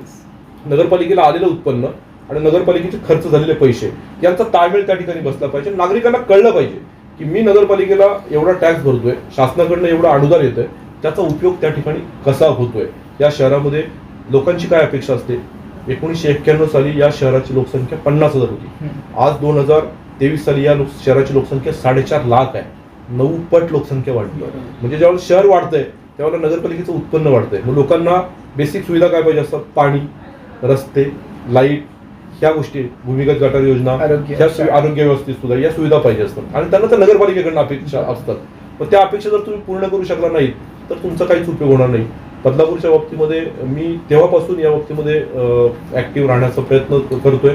आताही तसा ऍक्टिव्ह आहे. निश्चितच देशाला स्वातंत्र्य मिळून 75 वर्ष झाले तरीही सध्या आपल्याला पाण्यासाठी संघर्ष करावा लागतोय. चांगले रोड, शिक्षण, आरोग्य, म्हणजे जनता ऍडिशनल काही मागत नाहीये. जनतेला मेट्रो नकोय, जनतेला फक्त सुटकेचा श्वास हवाय. आज जर आपण पाहिलं तर चांगले शिक्षण नाहीये, त्यामुळे आपल्या विद्यार्थ्यांना मुंबई सारख्या शहरामध्ये कॉलेजला जावं लागतं आणि ते शिक्षण ते लोक मुंबईलाच करतात आणि नंतर जॉबसाठी पण मुंबईलाच जावं लागतं. म्हणजे आयुष्य त्यांचं मुंबईमध्येच आहे. परंतु बदलापूर इतकं प्रगल्भ शहर आहे, तर बदलापूरसाठी काहीतरी करावं असं वाटतं का, की काहीतरी बदलापूरसाठी करता आलं पाहिजे, आपल्याकडे जे अधिकार आहेत त्याचा काहीतरी उपयोग बदलापूरच्या जनतेसाठी व्हायला पाहिजे. खरं तर तुम्ही आता बोललात की स्वातंत्र्य मिळून 75 वर्ष झालं. ही लोकशाहीची थट्टा आहे फार मोठ्या प्रमाणामध्ये. 75 वर्षामध्ये आपण लोकांना बेसिक नीड्स सुद्धा त्या ठिकाणी देऊ शकलो नाही. मी आता परदेशामध्ये खूप मोठ्या प्रमाणात फिरलो. मी आतापर्यंत जवळजवळ 2008 सालापासून मी बरेच परदेश दौरे केले. मी छोटे छोटे देश पण पाहिले जगातला. मी आता रशिया मोठा देश तो पाहिला, चायना पाहिला, दुबईला सुद्धा गेलो, सिंगापूरला गेलो, मलेशियाला गेलो, व्हिएतनामला गेलो. छोटे छोटे अगदी रशियातले उझबेकिस्तान, कझाकिस्तान, हे छोटे छोटे देश, अझरबैजान, असे छोटे छोटे देश पण पाहिले. मी या सगळ्या ज्यांचा अभ्यास जेव्हा केला तेव्हा मला जाणवलं की आपल्या देशामध्ये लोकशाही प्रबळ आहे आपण असं बोलतो, परंतु आपल्या लोकशाहीमध्ये नागरिकांनी विचारलेल्या प्रश्नाला उत्तरदायित्व कोणच नाहीये. म्हणजे पाण्यासारखा साधा प्रश्न 75 वर्षामध्ये आपण सोडू शकत नाही. प्रचंड पाऊस पडतो. बदलापूर शहराचं जर उदाहरण झालं तर बदलापूरमध्ये प्रचंड पाऊस पडतो. बदलापूरच्या सराउंडिंग मध्ये पाऊस पडतो. 4-4 महिने पुराची परिस्थिती असते. आपण 2005चा पूर अनुभवला, 2019चा, 2020चा, आणि आपण उन्हाळ्यामध्ये सोडा आता नोव्हेंबर महिन्यापासून नागरिकांना पाणी देऊ शकत नाही. 75 वर्षामध्ये आपण काय केलं, पाण्याच्या बाबतीमध्ये काय केलं, रस्त्यांच्या बाबतीमध्ये आपण काय केलं, ह्या बाबतीमध्ये खरं तर विचारमंथन होण्याची गरज आहे. पण याला सगळ्याला जबाबदार आहे ही प्रशासकीय यंत्रणा आणि त्यांना साथ देणारे राजकारणी पण. आम्ही पण आहोत. राजकारणामध्ये काय झालंय सध्या, म्हणजे आता राजकारणाचा स्तर एवढा खालावलाय की नागरिक सुद्धा तर त्याचा भाव करायला लागले की बाबा अरे हे सगळे नीतिमत्ता सोडलेले लोक आहेत आणि ते सुद्धा त्यांना प्रश्न विचारणं त्यांनी बंद करून टाकलं. एवढं फ्रस्ट्रेशन लोकांना सुद्धा आलं. आता आपण पाहिलं की वरती काय झालं, सत्तेमध्ये कसे लोक आले, म्हणजे एकत्र. आता उदाहरण सांगायचं झालं, मी जरी भारतीय जनता पक्षाचा कार्यकर्ता असलो तरी मी परखडपणे या गोष्टी बोलणार आहे अगदी की बाबा ज्यावेळेला भारतीय जनता पक्ष आणि शिवसेना यांचं एकत्र सरकार, एकत्र निवडणूक लढवली आणि एकत्र निवडणूक लढवल्यानंतर तुम्ही लोकांना आन्सरेबल एकत्र सरकार तयार करणं आहे. मग तुम्ही एखाद्या पक्षाची साथ सोडून, ज्या पक्षाबरोबर तुम्ही युती करून निवडणूक लढवली त्या पक्षाची साथ सोडून तुम्ही दुसऱ्या पक्षावर युती कशी करू शकता. मी तुम्हाला जर मत दिलंय, मी तुमच्या युतीला मतदान केलं, तुम्ही तिसऱ्या पक्षावर गेले, तुम्हाला काय अधिकार आहे. तुम्ही परत लोकांसमोर जायला पाहिजे. या पक्षाबरोबर युती तोडली आहे, मला यांची विचारधारा पटत नाहीये, माझ्या आश्वासन पाळत नाहीये, मी आता सेपरेट होणार आहे. लोकशाहीमध्ये बेरजेला काय अर्थ आहे की माझी यांचे 40 त्यांच्या 100 एकत्र आले की आमचं सरकार तयार होऊ शकतं. लोकांसमोर जाताना तुम्ही एकत्र युतीने गेले होते, मग त्यांनी ती चूक केली आणि चूक केल्यानंतर त्या चुकीचं परत परिमार्जन त्यांना भोगावं लागलं की त्यांचा पक्ष फुटला, शिवसेना फुटली, राष्ट्रवादी फुटली. आता लोक या गोष्टीला कंटाळलेत खरं तर. म्हणजे आम्ही एकच दिवस मतदारांचा असतो फक्त की मी ज्या दिवशी मतदान केलं, मी एखाद्या लोकप्रतिनिधीला मतदान केलं, मी एका पक्षाला मतदान केलं, एका विचारधारेला मी मतदान केलं आणि विचारधारेला मतदान केल्यानंतर 5 वर्ष त्या पक्षाच्या लोकांनी कुणाशी युती करायची, कुणाशी काय करायचं, म्हणजे 1 वर्ष नागरिकांचं, 5 वर्ष त्यांचे. हे अतिशय चुकीच्या पद्धतीने काम सध्या चालू आहे खरं तर अण्णा हजारे नेहमी मागणी करतात की राईट टू रिकॉल Yes. व्हायला पाहिजे. आणि जर समजा तुम्ही एखाद्या पक्षाची विचारधाराशी मान्य नसेल, तुम्हाला एखाद्या पक्षात निवडणूक लढवली, तुम्हाला पक्षांतर जर करायचं असेल किंवा दुसऱ्या पक्षाला पाठिंबा द्यायचा असेल, तर तुम्ही तुमच्या पदाचा राजीनामा द्यायला पाहिजे आणि लोकांसमोर परत जायला पाहिजे की ठीक आहे, आता मी भारतीय जनता पक्षाकडून निवडणूक लढवली, आता मला भारतीय जनता पक्षाची विचारधारा पटत नाही, मी माझ्या पदाचा जो नियुक्त पद आहे त्याचा राजीनामा देत आहे, मी परत लोकांसमोर जात आहे. अशी काहीतरी पद्धत आणण्याची गरज नाही, तर लोकांच्या मताला काही एक दिवस किंमत राहते आणि त्यातनं काहीही पुढे अर्थ होत नाही. गेली 5 वर्ष, सुरुवातीच्या करोना काळातली 2.5 वर्ष 2 वर्ष, आत्ताच्या काळातली 2-2.5 वर्ष जवळजवळ झाली जातं. आता लोकसभेचा पण कार्यकाळ संपत आलाय. म्हणजे आता विधानसभेच्या बाबतीमध्ये सांगायचं झालं तर हे गेल्या 5 वर्षांमधलं महाराष्ट्राचं आउटपुट काय, कोरोना नावाखाली सगळं सांगितलं गेलं आणि आता सुद्धा तोच प्रकार त्या ठिकाणी चालू आहे. जनता सरकार म्हणून, म्हणजे ते उद्धव ठाकरे सरकार असू दे नाही ते एकनाथ शिंदे सरकार असू दे, मी एक त्रयस्थ म्हणून मी या गोष्टी सांगतो की लोक या सगळ्या गोष्टीला आता कंटाळले. त्यारे हे काय चाललंय, नीतिमत्ता राहिली नाही. काही पक्ष संघटना सोडून जातात, या पक्षाचे 20 आमदार एकत्र आले, त्या पक्षाचे 20 आमदार एकत्र आले, हा पक्ष फुटला, तो पक्ष फुटला. हा प्रकार जो चालला हा थोडासा लोकांना आवडत नाही, असं आमचं निरीक्षण आहे. मी पत्रकार म्हणून सुद्धा त्या गोष्टीचा अभ्यास करत असतो आणि एक सामाजिक कार्यकर्ता, एका पक्षाचा कार्यकर्ता म्हणून मी पक्षाच्या मीटिंगमध्ये पण हे विषय कधी कधी मांडतो की आम्ही 2 मंत्र्यांच्या बाबतीमध्ये फार कठोर भूमिका घेतली होती की त्यांची ईडीची चौकशी लावली, काय नव्हती, आणि मग ते मंत्री आमच्या मंत्रिमंडळात कसे येऊ शकतात. हा एक भारतीय जनता पक्षाचा कार्यकर्ता म्हणून मला प्रश्न पडतो की 2 मंत्र्यांच्या विरोधात आम्ही रान उठवलं, त्यांच्या घरावर मोर्चे नेले, त्यांना जेलमध्ये टाकलं, आणि ते मंत्री आमच्या मंत्रिमंडळात कसे काय येऊ शकतात. म्हणजे एक सामान्य कार्यकर्ता, भारतीय जनता पक्षाचा कार्यकर्ता. खरं तर भारतीय जनता पक्ष हा केडर बेस पक्ष आहे. हा म्हणजे राजकारणामध्ये मी 1998 सालापासून राजकारणात, मी अटल बिहारी वाजपेयींना खूप पाहण्याचो, म्हणजे त्यावेळेला सॅल्यूट करायचो. माझी खूप मी जरी 1999 राष्ट्रवादी झालो त्यावेळेला मला खूप इच्छा होती की अटल बिहारी वाजपेयींसारखा माणूस या देशाचा पंतप्रधान व्हायला पाहिजे, आणि ती इच्छा माझी पूर्ण झाली. त्यावेळेला मी खूप आनंदी होतो. त्यावेळेला मी थोडासा त्यावेळेपासून भारतीय जनता पक्षाच्या विचारधारेचा माणूस आहे, कारण हा पक्ष केडर बेस पक्ष आहे. या पक्षामध्ये तात्विक काम करणारे लोक आहेत, संघाची लोक आहेत, ही तात्विक काम करणारे लोक आहेत. पण जेव्हा या पक्षामध्ये इम्पोर्ट चालू झालं त्यावेळेला हा पक्ष थोडासा त्या सगळं विस्तार झाला आणि विचारधारा विसरला, आणि मग 2 मंत्री ज्यांच्यावर आम्ही रान उठवलं त्या आमच्या मंत्रिमंडळामध्ये कॅबिनेट मंत्री म्हणून काम करतात. ही शोकांतिका भारतीय जनता पक्षाच्या कार्यकर्त्यांना पाहावी लागते. जुना कार्यकर्ता जेव्हा चर्चा करतो तेव्हा त्याला जाणवतं की साहेब हे चुकीचं चाललंय, आमच्याशी ते बोलतात, पण आता बेरजेचं राजकारण आहे. 288 भागिले 2 144 प्लस 1 145 आकडा आम्हाला जमा करायचा आहे. हे समीकरणावर जुळवण्यासाठी काही त्या ठिकाणी केलं. पुढचा प्रश्न असा असणार, तुम्ही एक चांगले पर्यटक आहात, तुम्ही जगातले जवळपास तब्बल देश जे आहेत ते पालथे घातलेत. हे सगळं झाल्यावरती पुन्हा भारतात आल्यावरती काय वाटतं की भारतातली परिस्थिती आणि बाहेर देशातली परिस्थिती, कुठे आहोत आपण आणि कुठे चाललाय आपला देश नेमका? मी गेली जवळजवळ 15 वर्ष मी परदेश प्रवास त्या ठिकाणी करतो, आणि मलाही जाणवलं मला 180 देश फिरायची इच्छा आहे. मी माझ्या आयुष्याचा मोठं ठरवलेलं आहे. आता माझं साधारण 50 वय आहे. मी गेल्या 25 वर्षापासून फिरतोय, 15 वर्षापासून फिरतोय, म्हणजे वयाच्या 35व्या वर्षापासून मी चालू केलं. अजून मी पुढचे 10-15 वर्ष तरी फिट अँड फाईन राहून 180 देश फिरण्याची माझी मनोकामना आहे. मला 2 गोष्टी या ठिकाणी जाणवल्या. मी जेव्हा परदेशात जातो त्यावेळेला या देशातल्या लोकांची जी मानसिकता आहे, खरं तर भारत हा अतिशय संपन्न देश आहे. या देशामध्ये लोकसंख्या मोठ्या प्रमाणात जरी असली तरी या देशामध्ये वाळवंट आहे, या देशामध्ये समुद्र आहे, आणि या देशामध्ये हिम पर्वत पण आहे. एवढं सगळं टोपोग्राफिकली एकत्र कुठल्याच देशात नाही. निसर्गाने भरभरून दिलं या देशाला निसर्गाने. पण बाहेरच्या देशामध्ये गेलं तर काही देशामध्ये फक्त समुद्र आहे, काही देशामध्ये फक्त वाळवंट आहे, काही देशामध्ये फक्त बर्फाच्छादित शिखर आहे. परंतु या देशांच्या लोकांची मानसिकता, तिथल्या राजकारण्यांनी केलेली, लोकांची तयार केलेली मानसिकता आणि राजकारण्यांची मानसिकता, यातून या देशाने खूप प्रगती केलेली आहे. म्हणजे दुबई सारखा देश आहे, 1960 सालापर्यंत त्या देशाची प्रगती नव्हती. त्यांचे ते लोक पूर्वी याचा मोत्याचा व्यापार करायचे. त्याच्यानंतर त्यांना ऑइल सापडलं, त्या ऑइलवर त्यांनी प्रगती केली असं लोक म्हणतात. पण ठीक आहे, ऑइल हा त्यातला एक पार्ट आहे, परंतु त्याच्याबरोबर त्या लोकांनी सगळ्या जगाला एकत्र करण्यासाठी टुरिझम डेव्हलपमेंट केली. आणि आज दुबई जगात सगळ्यात जास्त टुरिझम असणारा देश आहे. सिंगापूरला गेला, सिंगापूरची पण परिस्थिती अशी आहे. मी छोटे छोटे देश तुम्हाला मगाशी नाव सांगितली. या देशांमध्ये गेलं की या देशातले रस्ते, या देशातली वाहतूक व्यवस्था, या देशातले रिव्हर फ्रंट्स इतके सुंदर आहेत. आता आम्ही काय जाताना फक्त आम्ही शहरांमध्ये जातो अशातला भाग नाही, आम्ही गावातही जातो. त्या ठिकाणची हिल स्टेशन्स आहेत आणि तिथे डिसिप्लिन आहे. म्हणजे असं आता चायना आहे, आपण लोकसंख्येच्या बाबतीमध्ये बाऊ आणतो. मी चायनामध्ये बीजिंगला गेलोय, शांघायमध्ये शांघायला गेलोय, मी सेंजन म्हणून चायनाचं मोठं याचं कॅपिटल आहे, म्हणजे इंडस्ट्रियल कॅपिटल आहे, त्या तिथे गेलोय. मी हाँगकाँगला गेलोय, मकाऊला गेलोय. चायना 140 कोटी म्हणजे 150 कोटी लोकसंख्येचा देश आहे. आपण आपल्या देशाच्या लोकसंख्येचा भाव आणतो. तिथं डेमोक्रेसी जरी नसली तरी त्या लोकांनी स्वतःला तयार करून घेतली 150 कोटी लोकांचा वापर कसा व्हायला पाहिजे.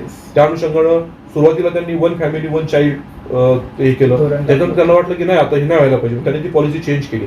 आपल्या देशामध्ये ना ह्या लोकांची मानसिकता बदलत नाही. एक स्वच्छ भारत अभियान आपण करायला घेतलं 2015 साली. आज 8 वर्ष झाले. त्या स्वच्छ भारत अभियानमध्ये हा देश खूप स्वच्छ झाला, परंतु आपण यश गाठलंय का, शेवट गाठलाय का? नाही. आपण सुरुवातीला स्वच्छ भारत अभियान आता एक स्वच्छ भारत अभियान हा एक प्रोग्राम झालाय, पण त्याचं ऑडिटिंग होतंय का? शहरं कचरामुक्त झालीत का? त्याच्यानंतर शहरामधलं प्रदूषण संपलंय का? ह्याचा अभ्यास आपण त्या याच्यात करत नाही. मी आतापर्यंत तुम्हाला सांगतो, मी गेल्या 2005 सालापासून आतापर्यंत 40 ट्रेनिंग कॅम्प अटेंड केले वेगवेगळ्या माध्यमातून. मी स्वच्छ भारत अभियानचे काही ट्रेनिंग कॅम्प अटेंड केलेत, Jawaharlal Nehru national urban renewal मिशनचे काही केलेत, अमृत योजनेचे केलेत, शासनाच्या काही योजना असतील त्यांचे मी आपल्या देशातल्या शहरांमध्ये फिरलो, 40 शहरांमध्ये, की तिथे जाऊन मी त्यांचा अभ्यास केला. मी आता इंदोरला गेलो होतो. इंदोर स्वच्छ शहर का आहे तर त्याचा मी 2 वेळा तिथं सेमिनार अटेंड केला.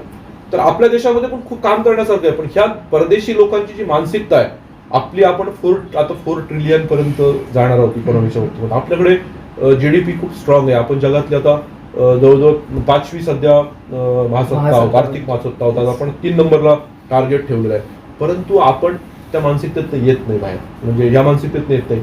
याच्या मागचं महत्वाचं रिझन आहे हा आपल्या देशातला जो भ्रष्टाचार आहे, हा याला सगळ्यात मोठं कारण. राजकारणी कुठे जबाबदार आहेत की नागरिकही तितकेच जबाबदार आहेत? नाही, नागरिक बिचारे साधे असतात, ते साधे भोळे आहेत. त्यांना काय, माझ्या घरामध्ये मला सकाळी पाणी आलं पाहिजे, मी रस्त्यावरनं चालताना मला रस्ता योग्य मिळाला पाहिजे, मला संरक्षण मिळालं पाहिजे, माझ्याकडे चोरी नाही व्हायला पाहिजे, मला पोलिसांचं एक प्रॉपर संरक्षण मिळालं पाहिजे, मला रोजगार मिळाला पाहिजे, आणि मला बेसिक नीड्स आहेत माझ्या त्या सरकारने पुरवल्या पाहिजे. मी कष्ट करायला तयार आहे. बघा, कुठलाही भारतीय नागरिक आहे ना, आता सध्या रेवडी संस्कृती आहे, म्हणजे मोदी साहेब नेहमी सांगतात की रेवडी संस्कृती आहे चालली, की इसको हे बाटा उसको हे बाटा, अन्नधान्य सुरक्षा, महिलांना 15,000, शेतकऱ्यांना पैसे, ही रेवडी संस्कृती चालू झाली आहे. आपल्या देशातल्या लोकांची खरं कष्ट करण्याची तयारी आहे, परंतु त्यांना प्रॉपर चॅनलाइज केलं जातं, त्यांना रोजगार दिला जातो. आपल्या देशात होतंय काय की सरकारी योजना आल्या की त्याचा गैरफायदा घेणाऱ्या लोकांची संख्या मोठ्या प्रमाणामध्ये. आता गेल्या 8-9 वर्षामध्ये त्याच्यामध्ये बऱ्यापैकी प्युरिफिकेशन व्हायचा प्रयत्न होतोय, परंतु त्याचं स्पीड नाहीये. जेवढ्या प्रमाणामध्ये स्पीड पाहिजे तेवढ्या प्रमाणात स्पीड त्या ठिकाणी नाहीये. आणि भ्रष्टाचार हा प्रचंड वाढलेला आहे. प्रचंड म्हणजे या देशात आता जीएसटीच्या माध्यमातून आपण लाखो रुपये भरतो. 2016 साली जीएसटी आला, एक नोटाबंदी झाली, आणि जीएसटी आल्यानंतर या देशाचं उत्पन्न भरीव वाढलं. आज 2 लाख कोटी रुपये पर मंथ हे केंद्र सरकारचं उत्पन्न आहे. त्यातलं राज्य सरकारांना काही वाटा जातो. इन्कम टॅक्सच्या माध्यमातून फार मोठ्या प्रमाणामध्ये उत्पन्न मिळतं. हा पैसा ज्यावेळेला खालच्या स्तरावर येतो, आपण जे पैसे केंद्र सरकारला भरतो, आपण जे पैसे राज्य सरकारला भरतो, आपण जे पैसे स्थानिक स्वराज्य संस्थांना देतो, ह्या पैशांचा खाली आल्यानंतर त्याचा योग्य वापर होतो का, ह्या गोष्टींचं काम बघणं कुणाचं आहे? राजकारण्यांचं. आणि हे काम करणारे कोण असतात? प्रशासकीय यंत्रणा. पण प्रशासकीय यंत्रणेची हिंमत आहे का? एखाद्या जिल्ह्याचा पालकमंत्री असतो किंवा या राज्याचा मुख्यमंत्री आहे, एखाद्या कलेक्टरची हिंमत आहे का त्याच्या समोर काय बोलायची? आता योगी आहे, योगींच्या समोर, योगींनी त्या उत्तर प्रदेशामध्ये क्राईम फ्री केलं, डेव्हलपमेंट चालू केली. तो त्यागी माणूस आहे. मोदी साहेब आहेत, ती त्यागी आहेत, त्यांना करण्याची इच्छा आहे. मुख्यमंत्र्याला कलेक्टर घाबरतो, मुख्यमंत्र्याला मुख्य सचिव घाबरतो. अधिकाऱ्यांची हिंमत नाही भ्रष्टाचार करण्याची, पण त्यांना 7 राजकारणी देतात. त्यांचं ही मिलीभगत आहे. आणि त्याच्यामध्ये मग वर्ण येणाऱ्या पैशांचा प्रचंड मोठ्या प्रमाणामध्ये दुरुपयोग खाली होतो. बघा, 100 रुपये, म्हणजे राजीव गांधी त्यांच्या भाषणामध्ये एक नेहमी सांगायचे, म्हणजे मी राजीव गांधी या व्यक्तीला खूप मानतो, कारण कसं आहे, या देशामध्ये संगणक आणणारा माणूस येतो आणि त्यांच्याकडे खूप विजन होतं. त्या विचाराला खरं तर खूप मोठं आयुष्य मिळालं नाही. काही वर्ष त्यांना जर मिळालं असतं तर अजून देशाची प्रगती झाली असते. मी जरी ते काँग्रेसचे असले तरी सुद्धा मी तुम्हाला सांगतो की त्या माणसाकडे एक प्रकारचं व्हिजन होतं. त्यांनी संगणक आणला. 73वी घटना दुरुस्ती आहे ती केली. आता जी याच्यामध्ये मी तुम्हाला घटना दुरुस्ती सांगतो, राजीव गांधींनी घटना दुरुस्ती अशी केली की स्थानिक स्वराज्य संस्थांच्या निवडणुका 5 वर्षात व्हायलाच पाहिजे, 5 वर्षानंतर एक्सटेन्शन नाही. म्हणजे हे खूप मोठं पाऊल होतं खरं स्थानिक स्वराज्य संस्थांच्या दृष्टिकोनातून. आपल्या देशातले राजकारणी या गोष्टीला, आता मोदी साहेबांनी पंचसूत्री दिली आहे, त्याच्यामध्ये भ्रष्टाचार हा एक मुद्दा आहे. वर्ण 100 रुपये आले केंद्र सरकारकडनं की नगरपालिकेला, त्या 100 रुपयाचा विनियोग कसा होतो त्याचं बघण्याची जबाबदारी आहे. ऑडिटर आहे, त्या ऑडिटरला टेक्निकल ऑडिट करण्याचा अधिकार नाहीये, फायनान्शियल ऑडिट करण्याचा अधिकार आहे. ती कामं प्रत्यक्ष होतात का? मग याच्यामध्ये सगळी ही जी युती आहे, सरकारी अधिकारी, राजकारणी यांची जी युती आहे, ही युती त्या ठिकाणी काम करते. आता गेली 3.5-4 वर्ष या बाबतीमध्ये प्रशासकीय राजवट आहे महाराष्ट्रातल्या सगळ्या स्थानिक स्वराज्य संस्थांमध्ये. आतला त्या मतदारसंघाचे आमदार आणि त्या मतदारसंघाचे खासदार, पालकमंत्री आणि मुख्यमंत्री एवढेच त्या ठिकाणी काम करतात. बरे आपले लोकप्रतिनिधी आहेत, अधिकाऱ्यांची मजा चालली आहे, ह्याच्यावर कोण लक्ष ठेवून आहे का? कोणी लक्ष ठेवून येत नाही. त्यामुळं या देशाची, मी जेव्हा आता तुम्ही परदेशाचा मुद्दा सांगितला, त्या देशामध्ये पण भ्रष्टाचार आहे, पण तिथे पॉलिसी करप्शन आहे. म्हणजे अमेरिकेसारख्या देशामध्ये पॉलिसी करप्शन असतं की वरच्या स्तरावर मोठ्या प्रमाणात, खालच्या माणसाला ऑनलाईन अर्ज करण्यासाठी पैसे द्यायला लागत नाही, त्याला दाखला पाहिजे असतो, त्याला लाभ भेटतो, लाभ लगेच मिळतो. रस्त्यावरनं त्याला रस्त्याच्या दर्जामध्ये कामामध्ये बेकार आढळत नाही, त्याला रस्त्यावरून जाताना खड्डा दिसत नाही कुठे. तो काय म्हणतो, मला रस्ता मिळतोय चांगला. आरोग्य सुविधा त्या देशांमध्ये, आता काही देशांमध्ये आरोग्य सुविधा इतक्या प्रबळ आहेत, इंग्लंड सारखा देश असेल, अमेरिकेसारखा देश असेल, तिथं आरोग्य व्यवस्था एवढ्या बळकट आहेत की तुम्ही तिथं गेलात तुम्हाला काही करावं लागत नाही. तुम्ही त्यांना, आता इंग्लंडमध्ये उदाहरण सांगतो की साधारणपणे तुमच्या पगाराच्या 40% पैशांची कपात होते तुमच्या पगारात, आणि टॅक्स म्हणून सरकारला डायरेक्ट 40% पगारांची कपात कंपल्सरी कपात होते. परंतु तुम्हाला आजारी पडले की 1 मिनिटामध्ये तुम्हाला दवाखान्यात मिळतो, सगळी ट्रीटमेंट फुकट, सगळं फुकट. तिथे तुम्हाला राहायची व्यवस्था चांगली आहे, तुम्हाला त्या ठिकाणी पिण्याच्या पाण्याची व्यवस्था चांगली आहे, बेसिक सुविधा सगळ्या आहेत. खालच्या स्तरावर करप्शन नाही. इथे 100 रुपये आले की 50 रुपये पहिले बाजूला, 50% भ्रष्टाचार. 50 रुपयात त्या ठेकेदाराने काम करायचं आणि त्याच्यानंतर पुढचंही करायचं. म्हणजे या देशाला भ्रष्टाचार ही सगळ्यात मोठी कीड आहे.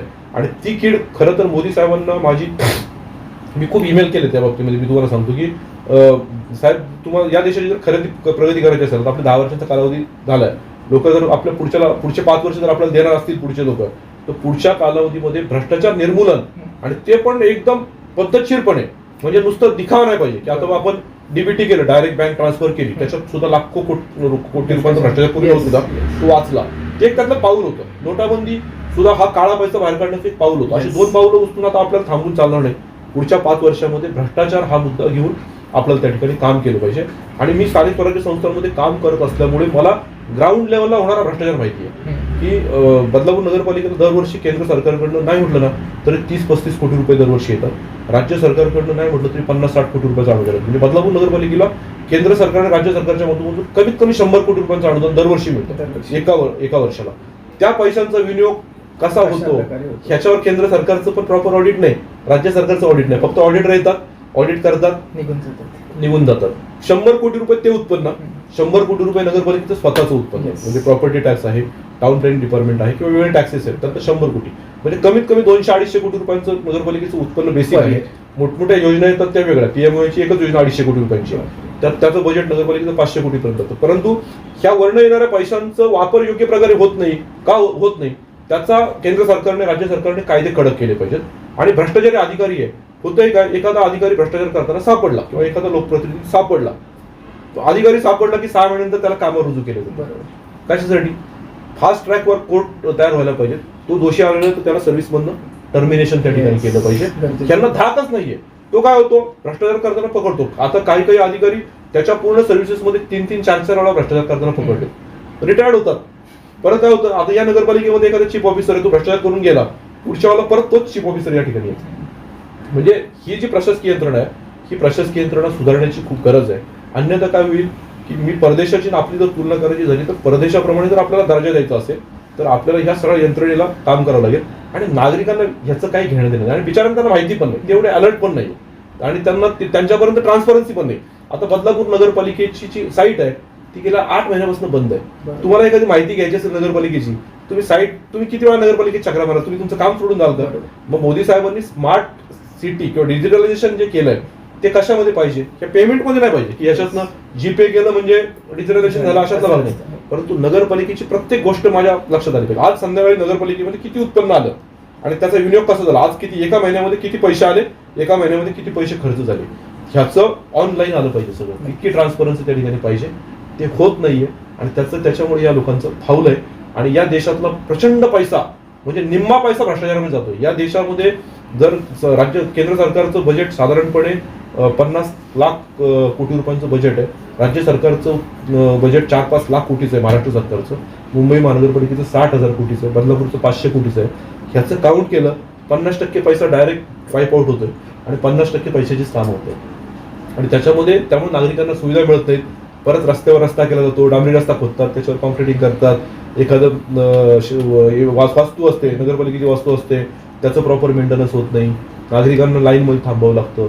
ह्या सगळ्या गोष्टी प्रचंड, अजूनही समस्या प्रचंड आहे असं माझं स्वतःचं वैयक्तिक मत आहे. भ्रष्टाचाराचा विषय काढला तुम्ही, तर एक महत्वाचा विषय होता की साबणा अग्रलेखामध्ये बदलापूर शहराचा उल्लेख आला होता आणि त्यामध्ये कोविड काळामध्ये जवळपास 500 ते 600 कोटीचा भ्रष्टाचार झाल्याचा आरोप झाला होता. तो विषय तुम्ही देखील लावून धरला. नेमकं काय होतं प्रकरण आणि कोविड सारख्या संकटमय काळामध्ये अशा प्रकारचा भ्रष्टाचार होणं कशा प्रकारे तुम्ही जस्टिफाय कराल, काय नेमकं सांगाल? पहिली गोष्ट मी एक नमूद करू इच्छितो की 600 कोटी रुपयांचा घोटाळा असा शब्द मी कधीच वापरलेला नाही. मी सामनामध्ये त्याला पॉलिटिसाइज करून ती बातमी दिली गेली. मी काय सांगितलं होतं की गेल्या 3 वर्षामध्ये 600 कोटी रुपयांचं उत्पन्न नगरपालिकेला मिळालंय आणि या 600 कोटी रुपयांचं जे उत्पन्न आहे त्या उत्पन्नात पैशांचा विनियोग कसा झालाय. कोविड काळ आहे ना, हा सगळ्या जगावर एक प्रकारची आपत्ती होती, परंतु काही लोकांसाठी ती इष्टापत्ती होती. म्हणजे तुम्ही जर महाराष्ट्राचा देशाचा अभ्यास केला तर या देशामध्ये खूप मोठ्या प्रमाणामध्ये प्रशासकीय अधिकाऱ्यांनी त्यांची मजा केली आणि नेमकं त्याच वेळेला नगरपालिकांच्या मुदती संपलेल्या होत्या. त्या प्रशासकीय अधिकाऱ्यांनी त्याच्यामध्ये खूप मजा केली की आता सध्या त्याची प्रकरण मुंबई महानगरपालिकेची बाहेर पडतायत. बरेचसे अधिकारी अटक होत आहेत, राजकारणी सुद्धा त्याच्यामध्ये अरेस्ट झालेले आहेत, अधिकारी पण अरेस्ट होत आहेत. बदलापूर नगरपालिकेच्या बाबतीमध्ये काय झालं होतं की 2020 साली बदलापूर नगरपालिका फायनान्शियली खूप स्ट्रॉंग होती. साधारणपणे फेब्रुवारी 2020 मध्ये हा कोविड आला. मार्च 2020 आमची मुदत होती साधारणपणे एप्रिल 2020 पर्यंत. मार्च 2020 पर्यंत बदलापूर नगरपालिकेच्या खात्यामध्ये 200 कोटी रुपये जमा होते, 200 कोटी रुपयांची शिल्लक होती. आणि 2020, 2021, 2022, 2023 या 3 वर्षांचा जर अभ्यास केला तर दरवर्षी नगरपालिकेला 200 कोटी रुपयांचं उत्पन्न मिळालं. म्हणजे 200 कोटी 200 कोटी 200 कोटी 600 कोटी आणि पहिली शिल्लक 200 कोटी 800 कोटी रुपये उत्पन्न मिळालं. या 800 कोटी रुपयांचा विनियोग यांनी काय केला, कोविड कालावधीमध्ये 50-60 कोटी रुपये खर्च केले असं दाखवलं. त्याच्यामध्ये ऑक्सिजन सिलेंडर, ऑक्सिजन प्लांट केले, त्याच्यामध्ये घोटाळा केला. कोविड हॉस्पिटल केली, त्याच्यामध्ये घोटाळा केला. घोटाळा काय केला तर काही कामच नाही केली. आणि जेवणाचं कॉन्ट्रॅक्ट आहे, समजा 100 लोक जेवले तर 500 लोक जेवले असं दाखवलं. त्याच्यानंतर ऑक्सिजन सिलेंडर घेतले, समजा 1 लाख रुपयांचे सिलेंडर घेतले तर 10 लाखाचे सिलेंडर घेतले. एक एजन्सी नेमली याच्यासाठी कोविड हॉस्पिटल चालवण्यासाठी. त्या एजन्सीकडे कुठलाच दाखला नाहीये, कुठलाच अनुभव सर्टिफिकेट नाही, काय नाही. एजन्सी 2019 साली एक कंपनी फॉर्म झाली, 2020 ला त्यांना कोविड हॉस्पिटल चालवण्याचं काम दिलं, त्याला 6 कोटी रुपयांचं बिल दिलं. ह्या 50-60 कोटीच्या याच्यामध्ये हे झालं कोविड मधल्या कामांमधलं भ्रष्टाचार. त्याची पण आम्ही चौकशी करण्याची मागणी त्या ठिकाणी केली. त्या कालावधीमध्ये स्थापत्य कामं झाल्याचं दाखवलं गेलं. आता कोविड कालावधीमध्ये 2 वर्ष बराचसा काळ हा लेबर नव्हते, काय नव्हते, साईडवर जागेवर नव्हतं. ह्या लोकांनी त्या कालावधीमध्ये एक वार्षिक निविदांचा एक प्रकार काढला होता आणि त्याचं टेंडर साधारणपणे 75 लाखाचं होतं. की समजा तुमच्या घरात समोरचे पेवर खराब झाले तर ते बसवायचे, ते कधी पाईपलाईन खराब झाली आहे, गटर खराब झाले ते करायचे. 75 लाख रुपयांचं काम होतं. त्याचं 23 कोटी रुपयांचं बिल काढलं गेलं. जागेवर काय, कोविडच्या कालावधीमध्ये लेबर उपलब्ध नव्हते, कोविडच्या कालावधीमध्ये काहीच काम सगळं लॉकडाऊन ठप्प झालेलं होतं. त्या कालावधीमध्ये यांनी कामं केली असं दाखवलं आणि त्यातनं कोट्यवधी रुपये बिलं त्यातनं काढली. मी तीच मागणी केली की ह्या 600 कोटी आणि पहिले शिल्लक असलेले 800 कोटी हे कुठं गेले याची नगरपालिकेने श्वेतपत्रिका काढायची. मी त्याच्यावर काम करतोय. माझं आता जवळजवळ 80% काम पूर्ण झालं की गेल्या 3 वर्षातले झालेले ठराव, 3 वर्षामध्ये केलेलं एक्सपेंडिचर आणि 3 वर्षामध्ये नगरपालिकेला आलेलं उत्पन्न, याचा सगळा अभ्यास मी आता तयार करून ठेवलाय. आता मी त्याची पुढच्या काही दिवसामध्ये, कारण ते खूप विस्तृत काम आहे, मोठं काम असल्यामुळे मी त्याचं आता माझं 80% काम पूर्ण झालं, मी लोकांसमोर ते आणणार आहे. या कालावधीमध्ये हा जो भ्रष्टाचार झाला म्हणजे काय झालं तर जागेवर काम केलीच नाही, त्यांची बिलं काढली. आता ऑक्सिजन प्लांट आहेत, काही ठिकाणी ऑक्सिजन प्लांट उभेच नाही केले तर त्याची बिलं काढली. आदर्श विद्यामंदिर संस्थेमध्ये ऑक्सिजन प्लांट कोविडच्या तयारीसाठी करायचं काम चालू आहे. तो ऑक्सिजन प्लांट चालूच झाला नाही, तिथं कोविड सेंटरच झालं नाही आणि ते पैसे काढले. तुम्हाला दुसरं एक उदाहरण सांगतो की कोविडच्या कालावधीमध्ये यांनी साधारणपणे 50-1 लाख रुपयांचं बिल नगरपालिकेने बिल काढलं की ज्या ठिकाणी एखाद्या बिल्डिंगमध्ये कोविडचा पेशंट सापडला तर त्याच्या घराच्या बाहेर सिक्युरिटी गार्ड ठेवला असं दाखवलं आणि त्याला ते बांबू लावले ते बाहेर बिल्डिंगला की कुणी जाऊ नये म्हणून आणि सिक्युरिटी गार्ड ठेवलं. त्या सिक्युरिटी गार्डचं 50 लाख रुपये बिल काढलं. आता मला एक सांगा, बदलापूर शहरातल्या कुठल्याही नागरिकांनी सांगावं की ज्या बिल्डिंगमध्ये कोविडचा पेशंट होता त्याच्या खाली नगरपालिकेचा सिक्युरिटी गार्ड होता का? साधी गोष्ट आहे की कुठेही नव्हता, पण त्याचं 50 लाख रुपये बिल काढलं गेलं. कोविड सेंटरच्या बाहेर कामगार ठेवले, सिक्युरिटी गार्ड ठेवले असं दाखवलं, त्याची बिलं काढली गेली. म्हणजे या प्रशासकीय अधिकाऱ्यांनी, आणि काय झालं, हे सगळे अधिकार यांच्याकडे होते. म्हणजे प्रशासकीय नगराध्यक्ष पण हेच, चीफ ऑफिसर पण हेच, सगळे हेच. राज्य शासनाने पण काय केलं होतं, वरचे अधिकारी पाठवले नाही. थोडे दिवस प्रांत होते, नंतर प्रांताकडनं पण ते काढलं. त्याचा बरोबर या लोकांनी त्याचा गैरफायदा घेतला आणि याच्यामध्ये कोट्यवधी रुपयांचा भ्रष्टाचार झाला असं मी म्हटलं. मी 600 कोटीचा भ्रष्टाचार झाला असं कधीच म्हटलं नाही. परंतु आज नगरपालिकेची आर्थिक परिस्थिती अशी आहे, नगरपालिकेला कर्मचाऱ्यांचे पगार द्यायला पैसे नाही, बिलं तर सोडा. आणि या कालावधीमध्ये दुसरी गोष्ट सांगतो, 10 लाख रुपयांचे 2,000 पेक्षा जास्त ठराव मंजूर केले, की त्याची जर तुम्ही चौकशी केली तर ही 2,000 कामं जागेवर झालीत का? 2,000 कामं म्हणजे साधारणपणे 200 कोटी रुपयांची कामं होती. बरोबर. त्याच्यानंतर इतर कामं, नगरोत्थानमधली कामं आहेत, दलित वस्तीतली कामं आहेत, जे शासनाकडनं येणाऱ्या योजना आहेत, वित्त आयोगातली कामं आहेत, या सगळ्या कामांची 3 वर्षाची चौकशी का होऊ नये? मुंबई महानगरपालिकेची जर चौकशी होऊ शकते तर बदलापूरची काय चौकशी होऊ शकत नाही? मी 2021 साली महाराष्ट्राच्या अँटी करप्शनच्या महासंचालकाकडे या गोष्टीमध्ये तक्रार दाखल केली आणि त्यांना मी सगळे कागदपत्र दिले. त्यांनी ती तक्रार 2021 ची तक्रार, त्यावेळेला महाविकास आघाडी सरकार होतं, नेहमीप्रमाणे करोना आहे असं दाखवून काही झालं नाही. माझ्या नशिबाने 2023 साली आता यावर्षी मार्च महिन्यामध्ये ती तक्रार खाली आहे. ज्यावेळेला हे शिंदे सरकार आलं त्यावेळेला ती तक्रार खाली ठाणे अँटी करप्शनकडे आहे. ठाणे अँटी करप्शनचं मला पत्र आलं एक दिवस की अशी तुमच्या तक्रारी प्राप्त झाली. म्हणलं बापरे, 2 वर्षानंतर शासनाची तक्रार यांच्याकडे आली, हॅट्स ऑफ आहेत. म्हटलं हरकत नाही, चला नवीन सरकारला त्याचा हा फायदा असेल. मग त्यांनी मला बोलवलं. मी त्यांच्याकडे 11 फाईलचे पुरावे सादर केले की या नगरपालिकेमध्ये कोविड हॉस्पिटलमध्ये भ्रष्टाचार कसा झालाय, वार्षिक निवेदनमध्ये भ्रष्टाचार कसा झालाय, 10 लाख रुपयांच्या कामामध्ये भ्रष्टाचार कसा झाला, याचे 11 फाईलचे पुरावे मी त्यांच्याकडे सादर केले साधारणपणे 2 महिन्यापूर्वी. मला त्यांनी वेळ दिला, माझं स्टेटमेंट घेतलं. तुम्ही मध्ये सगळ्या पेपरला पण बातम्या वाचल्या असतील की त्याचं म्हणजे 600 कोटीचा घोटाळा. आणि मी शांत वगैरे काय बसलो नाही. काही लोक बाहेर प्रचार करतात की संभाजी शिंदे शांत बसले, मी अजिबात शांत बसले. शासकीय प्रोसिजर आहे. ठाणे अँटी करप्शननी काय केलंय, आता महाराष्ट्र शासनाच्या अर्बन डेव्हलपमेंट डिपार्टमेंटकडे परमिशन मागितली. कारण कसं आहे, आपल्या घटनेमध्ये किंवा आपल्या कायद्यामध्ये अशी तरतूद आहे की एखाद्या डिपार्टमेंटची चौकशी करायची असेल की त्यांच्या अप्पर डिपार्टमेंटकडे परमिशन लागते. ठाणे अँटी करप्शनने आता महाराष्ट्र शासनाच्या अर्बन डेव्हलपमेंट डिपार्टमेंटकडे परमिशन मागितली. जशी मुंबई महानगरपालिकेची चौकशी करण्याची परवानगी राज्य शासनाने दिली आणि एसआयटी नेमली. एसआयटी कोणी नेमली? राज्य सरकारने नेमली. आता कसे लोक जेलमध्ये चालतात, मुंबई महानगरपालिकेप्रमाणे ह्या अँटी करप्शन ब्युरोनी ठाण्याच्या राज्य शासनाच्या अर्बन डेव्हलपमेंटकडे परमिशन मागितली. त्यांनी मला सांगितलं की डिसेंबर एंडिंग पर्यंत ती परमिशन येईल का नाही मला माहिती नाही, कारण शेवटी पॉलिटिकल प्रेशर असतो. पण जर ती डिसेंबर एंडिंग पर्यंत परमिशन नाही आली तर मी अँटी करप्शनकडे फॉलो घेणार आणि मी कोर्टात जाणार, मी हायकोर्टात जाणार की मी हे सगळे पुरावे सादर करून पण या नगरपालिकेची चौकशी होत नाहीये. आणि मग मी कोर्टाच्या माध्यमातून, आपल्याकडे न्याय व्यवस्था आहे, आपल्याकडे पुढचा मार्ग काय न्याय व्यवस्था. मी 11 फाईलचे पुरावे दिलेले आहेत सगळे. अधिवेशनात पण आमदार साहेबांनी हा प्रश्न उपस्थित केला.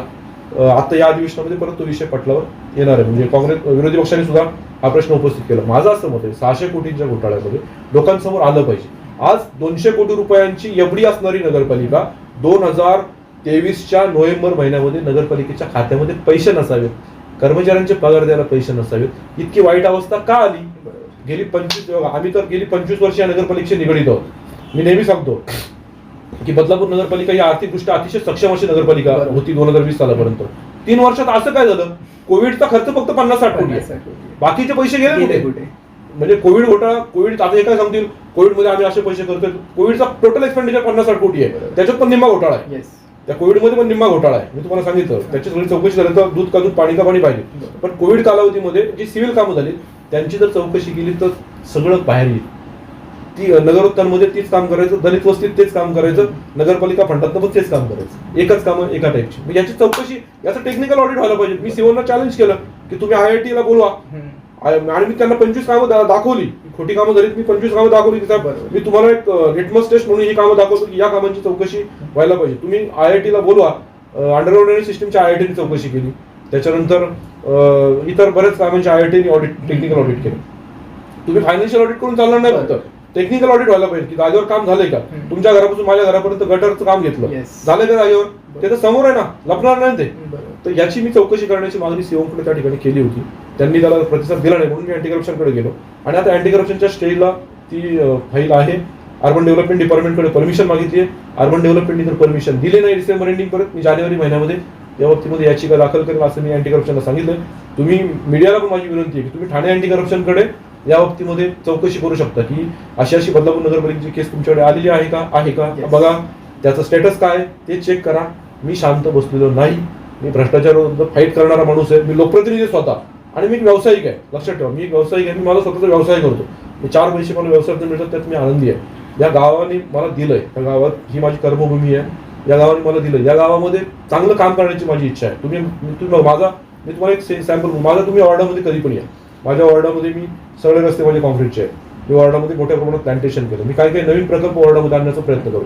मी एक वॉर्डचं काम करण्याचा प्रयत्न करू. मी दाखवून दिलं लोकांना की असे काम होऊ शकतात. त्याची चौकशी करा तुम्ही. माझ्या वॉर्डामध्ये जर भ्रष्टाचार झाला असेल त्याची पण चौकशी करा, त्याची पण तयारी आहे.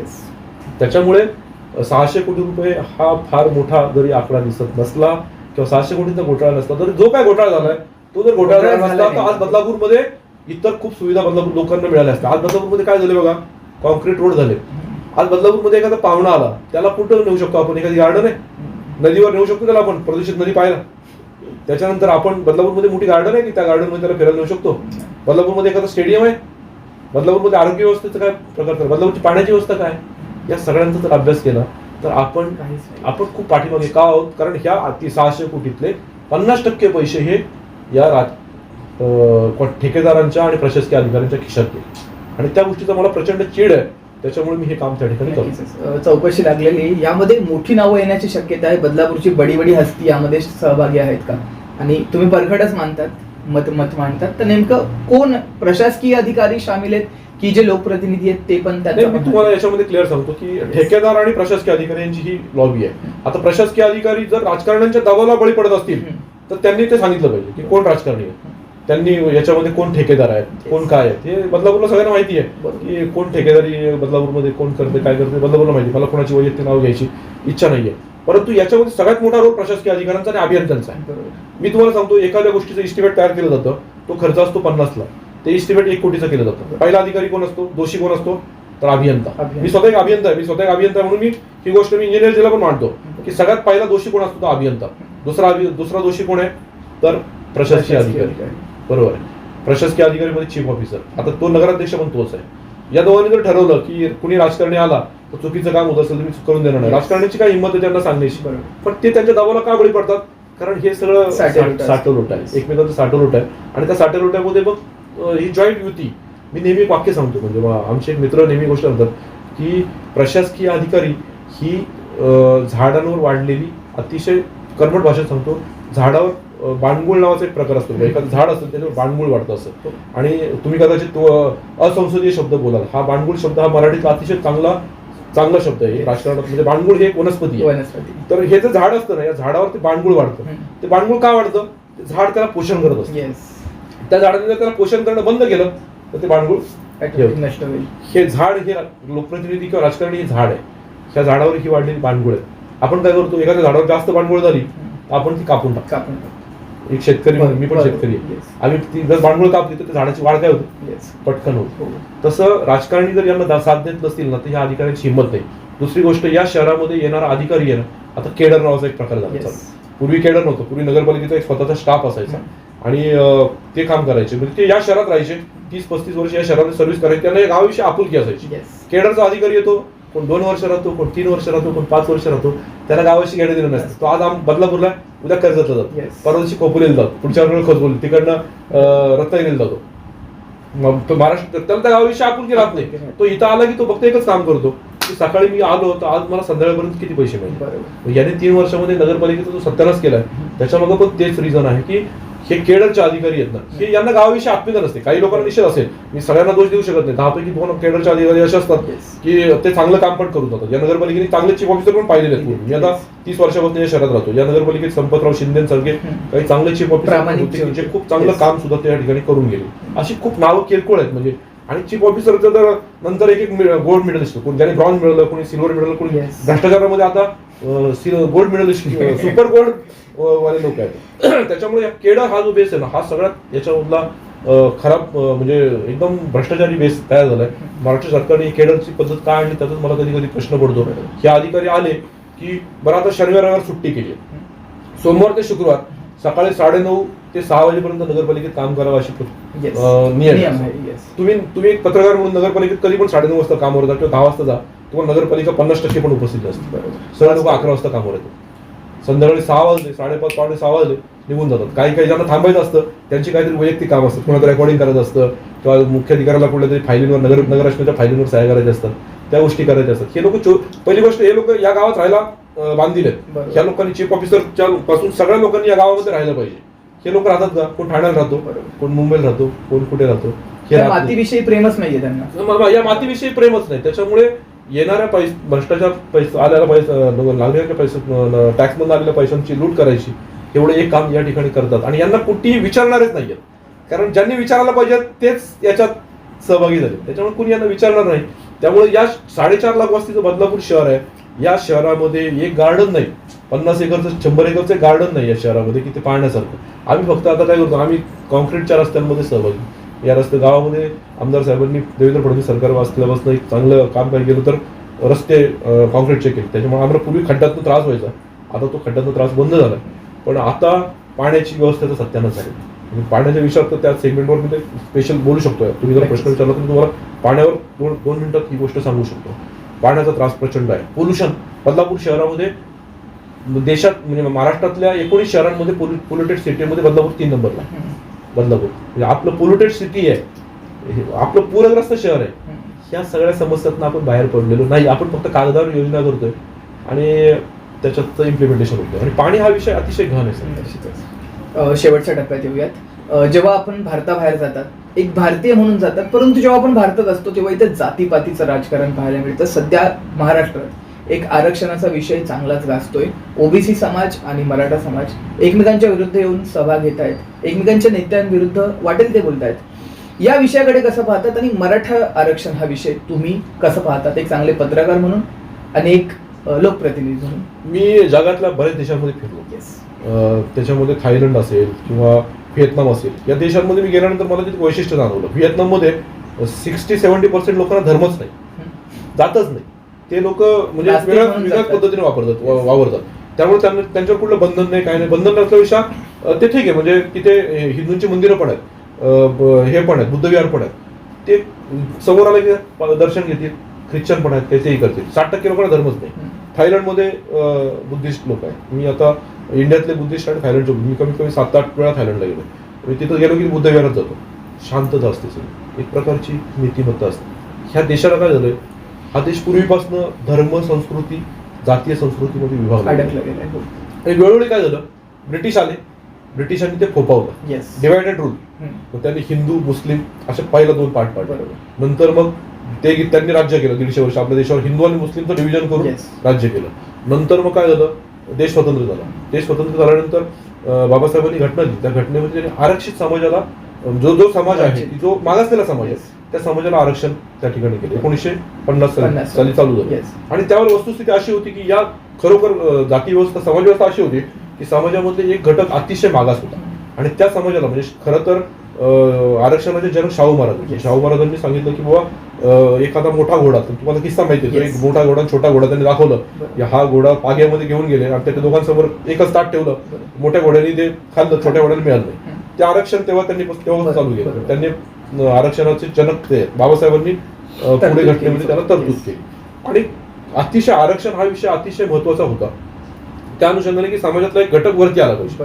मी एक कार्यकर्ता म्हणून मी तुम्हाला सांगतो की बाबासाहेबांनी दिलेल्या घटनेमध्ये एससी आणि एसटी समाजाला आरक्षण त्या ठिकाणी होतं. कारण एससी आणि एसटी समाज अतिशय खूपच मागासलेला होता, खूपच दुर्लक्षित होता. एसटी समाज तर डोंगर कपाऱ्यांमध्ये राहणार होता. एसटी समाज हा लोकांची सेवा करत होता, म्हणजे शूद्र म्हणून. मी दैनिक सम्राटमध्ये काम केलं ना, त्याच्यामुळे तुम्हाला मी फार बहुजनवादी आहे आणि मी ते खूप अभ्यास करतो या गोष्टींचा. मी बाबासाहेबांची मी सगळी चरित्र वाचली, मी शाहू महाराजांचे चरित्र वाचले, छत्रपती शिवाजी महाराजांचे चरित्र वाचले. मी सगळ्या सिस्टमचा अभ्यास केला, परदेशाच्या सिस्टमचा पण अभ्यास केला. नंतर काय झालं, आरक्षणाची पद्धत आहे. आरक्षणाच्या पद्धतीमध्ये काय व्हायला लागलं, एकाच कुटुंबातले तेच लोक त्या आरक्षणाचा फायदा घेतात. एससी समाजामध्ये 13% आरक्षण आहे, समजा एसटी समाजात 9% आरक्षण, 20% आरक्षण आहे. त्याच्यानंतर मंडल आयोगाने ओबीसीचं आरक्षण दिलं, 27% ओबीसीचं आरक्षण दिलं.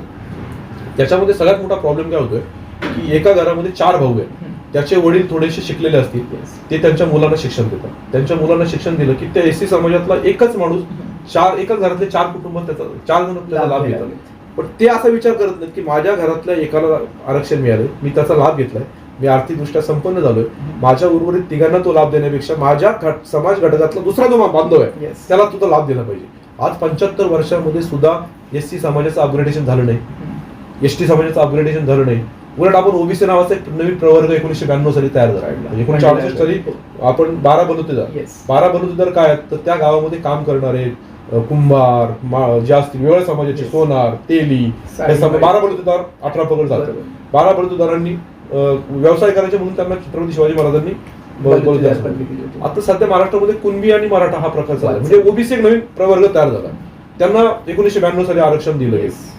नंतर प्रत्येक राजकारणी यायला लागला, त्याच्या जातीच्या अनुषंगाने मागण्या करायला लागल्या. गोपीनाथ मुंडेंनी काय केलं, ओबीसीचं आरक्षण होतं, साधारणपणे मंडल आयोगाने दिलेलं आरक्षण होतं, त्याच्यामध्ये शरद पवारांनी वाढ करून 27% केलं. गोपीनाथ मुंडेंनी त्याच्यामध्ये एक प्रवर्ग तयार केला त्या 27% आणि भटके विमुक्तांमध्ये वंजारी हा वेगळा प्रभाव, त्यांना 2% आरक्षण दिलं. महाराष्ट्रामध्ये टोटल वंजारांची लोकसंख्या 2% आहे का? पण गोपीनाथ मुंडे पॉलिटिकली एवढे स्ट्रॉंग होते, त्यांना कोण बोलणार आहे? 2% आरक्षण गोपीनाथ मुंडे त्यांना दिलं. 2%, तो महाराष्ट्रात समाज 0.2% पण नाहीये, त्यांना 2% आरक्षण दिलं. मग याच्यामध्ये प्रवर्ग पाडले, त्या प्रवर्गातनं काय झालं, उपजाती पोटजाती पडत दिल्या आणि ओबीसी मध्ये जाती वाढवत गेल्या. मला वाटलं मी या समाजाचा लीडर आहे, मी आता लिंगायत समाज ओबीसी मध्ये येतोय, मध्ये वाणी समाजाचा या ओबीसीतून बाहेर काढलं होतं, लगेच त्यांनी आंदोलन केलं. आता मला सांगा, आजच्या जर समाजाचा अभ्यास करायचा झाला तर सोनार, तेली, वाणी हे काही जे समाज आहेत, माळी म्हणजे काय? माळी म्हणजे तो फुलशेती करत होतो, शेतीत ना, कुणबी शेतकरी, तर माळी पण शेतकरीच आहे. आता भुजबळ साहेब एवढं बोलतायत, पण माळी सुद्धा प्रगत आहेत, सगळे प्रगत आहेत. मग हे 4 समाज ओबीसी मध्ये यांचा वेगळा प्रवर्ग तयार केला पाहिजे. आणि ओबीसी मध्ये खरे जे बिचारी काही काडी आहे, काही तुमचे ते याचा खेळ करतात, वानरांचा खेळ करतात, असे किती समाज घटक आहेत. डोंबारी समाज आहे, फासे पारधी समाज आहे, या लोकांना काय आरक्षण मिळालं? मग मी एक कार्यकर्ता म्हणून नेहमी गोष्ट सांगतो की ओबीसी मध्ये जर 450 जाती असतील, त्याच्यात कुणबीचा समावेश केला. 1967 साली कुणबी जात ओबीसी मध्ये आहे. कुणबी ऍक्च्युली मराठा ही जातच नाही, महाराष्ट्रामध्ये राहतो तो मराठा, प्रत्येक जण बरोबर. कुणबी म्हणजे कोण? शेतकरी म्हणजे कुणबी जात आहे, मराठा जात नाहीये. पण त्यावेळेला काय झालं, 67-68 साली पंजाबराव देशमुखांनी सांगितलं की आम्हाला कुणबी पाहिजे, आम्ही कुणबी घेतलं. विदर्भातल्या मराठ्यांनी कुणबी घेतलं, कोकणात काही जिल्ह्यांमध्ये कुणबी घेतलं, खानदेशात काही कुणबी घेतलं, घाटावरचे देशमुख होते, मराठा समाजाचे होते, आम्ही नाही, आम्ही काय कुणबी आहोत का? असं काही नेते बिचारा गरीबांना. मी पश्चिम महाराष्ट्रातला आहे, माझ्या गावामध्ये समजा गावातले 10 त्यावेळेचे नेते मंडळ असतील, आम्ही नाही कुणबी घेणार. आता आमच्या गावामध्ये शिंदे आडनाव आहे, गायकवाड आडनाव आहे, आगळे आडनाव आहे, हे गायकवाड त्यामध्ये देशमुख आहे, शिंदे मराठा म्हणजे 96 कोळी मराठा, हे वरचे देशमुख मोठे मराठा. ह्या लोकांनी मग कुणबी लावून न घेतल्यामुळे ते वंचित राहिले. आता वांगणी सारख्या गावामध्ये अर्धे शेलार कुणबी आहेत आणि अर्धे शेलार मराठा आहेत. म्हणजे कुणबी ही जात आहे, मराठ्यांचा त्याच्यात समावेश केला पाहिजे का नाही केला पाहिजे ह्या मुद्द्यापर्यंत मी जाणारच नाही. खरं तर मी एकच सांगितलं की कुणबी जात आहे, सगळ्यांना कुणबीत द्या, सगळ्यांना कुणबी दाखले तुम्ही द्यायला पाहिजे. आता त्याचा पॉलिटिकली आरक्षण फायदा घ्यायचा लोकांना म्हणून लोक बोलायला लागले. परंतु ह्या आरक्षणाची परत एकदा कारणमीमांसा व्हायला पाहिजे आणि त्याची पॉलिसी ठरवली गेली पाहिजे. आता रोहिणी आयोगाची स्थापना केली आहे, त्या मोदी सरकारनंतर रोहिणी आयोगाची स्थापना झाली. त्या रोहिणी आयोगाने काय केलं की या ओबीसी मधल्या ज्या मागास जाती आहेत त्यांचं सबग्रेडेशन करा आणि त्यांना आरक्षण द्या. आर्थिक निकष आणि 10% इकॉनॉमिक आरक्षण तो एक वेगळा प्रकार आहे. परंतु ओबीसी मध्ये अपग्रेडेशन, ज्या जाती खूप खाली राहिल्यात त्यांना वरती आणण्यासाठी त्यांना काहीतरी कोटा द्या, त्यांना हे कोटा द्या. आणि SC ST बाबतीमध्ये पण पॉलिसी काय व्हायला पाहिजे की एकदा एखाद्या कुटुंबातल्या व्यक्तीने जर लाभ घेतला तर त्या SC समाजातल्या दुसऱ्या व्यक्तीला तो लाभ मिळाला. ST समाजातल्या एका कुटुंबाने, मला समजा 2 मुलं आहेत आणि मी माझ्या एका मुलासाठी, मी SC समाजाचा आहे, मी जर माझ्या किंवा ST समाजाचा आहे किंवा ओबीसी समाजाचा आहे, आरक्षित समाजाचा आहे, तर मी जर एकदा लाभ घेतला तर मी दुसऱ्यांदा लाभ माझ्या मुलासाठी घेणार नाही, माझ्या समाज बांधवाला मी लाभ देईल त्याच्यामुळे काय होईल, समाज अपग्रेड होईल. आजही गावागावांमध्ये अतिशय जातीपातीचं काम चालू आहे. काही जाती अतिशय मागास आहेत. वस्तुस्थिती आहे की आपण 4 ट्रिलियनची इकॉनॉमी वगैरेच्या गोष्टी बोलतो ना, पण खेडेगावात आताही आदिवासी पट्ट्यात गेलं वाईट अवस्था आहे लोकांची, त्यांना शिक्षण त्यांच्यापर्यंत पोहोचत नाही आत्ताही. म्हणजे अगदी तुम्ही मुंबईपासून 100 किलोमीटर आदिवासी पालघर पाड्याचा, पालघरच्या कॉर्नरला जातात, लोकांना आदिवासी लोकांना शिक्षण मिळतं का? नाही मिळत. ते बिचारे भट्टीवर काम करतात. ऊसतोड कामगार, बीड सारखा जिल्हा, वंजारी समाज, मोठे नेते आहेत तिथे. आता मुंडे साहेब होऊन गेले, आता 2 मोठे नेते आहेत त्या समाजाचे. हा ऊसतोड कामगार दरवर्षी पश्चिम महाराष्ट्रामध्ये कुटुंब घेऊन, मी आता पश्चिम महाराष्ट्रात माझ्या गावात साखर कारखाना आहे, तिथे आम्ही ते काफिले त्या वंजारी लोकांचे पाहतो. ऊसतोड कामगार, हे ऊसतोड पण जास्त आहेत वंजारी लोक, त्यांचं कधी अपग्रेडेशन झालं? आज शेकडो वर्ष, म्हणजे किती वर्ष ते ऊसतोड कामगार दरवर्षी 6 महिने विचार येतात ऊसतोड करायला, 6 महिने गावाला जातात, 6 महिने कमवलेले पैसे जाऊन गावाला खातात. त्यांचं कधी अपग्रेडेशन तुम्ही करायचा प्रयत्न केला का? तर या सगळ्या गोष्टींची कारणमीमांसा व्हायला पाहिजे. आरक्षण पाहिजेच, 50%ची मर्यादा, ही 50%ची आरक्षणाची मर्यादा पाहिजे. 50% गुणवंतच आले पाहिजे, या मताचा मी पण आजच आहे. 50%च्या पुढे आरक्षण द्यायलाच नाही पाहिजे. मी जरी मराठा असलो तरी मी सांगतो आरक्षण 50% द्यायला, 50%च्या पुढे आरक्षण. इतर राज्यांमध्ये तशी तरतूद आहे की थोडंसं वाढवलं 50%. सुप्रीम कोर्टाने पण काय सांगितलं, इंदिरा साहनी केसमध्ये 50% आरक्षणाची मर्यादा घालून दिली. काही काही राज्यांमध्ये त्या घटनेचं एक कलम आहे, त्या कलमेच्या अनुषंगाने तामिळनाडू सारख्या राज्यामध्ये ते अगदी अपवादात्मक केसमध्ये ते दिलेलं आहे. परंतु उलट मोदींना माझी विनंती की तुम्ही आता एक नियम असा करा, 50% हे आरक्षण आहे, 10% इकॉनॉमिकली बॅकवर्ड आहे, त्यांना तर आर्थिक तो तर जो अनारक्षित समाज आहे त्यातल्या 10% लोकांना ते म्हणजे 60% झालंय. 50% मधल्या आरक्षणाचं रिव्हिजन असं करा की त्या 50% आरक्षित घटकांमधला जो खरा समाज, एससी मध्ये पण अनेक पोटजाती आहेत, एसटी मध्ये पण अनेक पोटजाती आहेत, ओबीसी मध्ये पण अनेक पोटजाती आहेत, त्यातल्या ज्या जाती याच्यापासून वंचित राहिल्यात त्या लोकांना जास्तीत जास्त संधी द्या. त्याचं काहीतरी प्रोफॉर्मा ठरवा. एका कुटुंबामध्ये एकाने लाभ घेतला, दुसऱ्याला त्याचा लाभ द्यायचा नाही. असं जर केलं तरच समाज खऱ्या अर्थाने अपग्रेड होईल. आणि 50% गुणवंत आलेच पाहिजेत, प्रशासकीय सेवांमध्ये असतील, कशामध्ये असतील. 50% गुणवंत नाही आले तर कारभार कसा चालायचं मला सांगून बरं. आता काय होतंय, एससी समाजातला, एसटी समाजातला, ओबीसी समाजातला गुणवंत आहे तो ओपन कॅटेगरीत ऍडमिशन घेतो, म्हणजे तो पण गुणवंत आहे, मग त्याला तिथे पण आरक्षण मिळतंय, समाज बांधव इकडनं आरक्षण घेतो. मग बाकीच्या लोकांना आरक्षण, गुणवंतांना आरक्षण कसं काय मिळणार?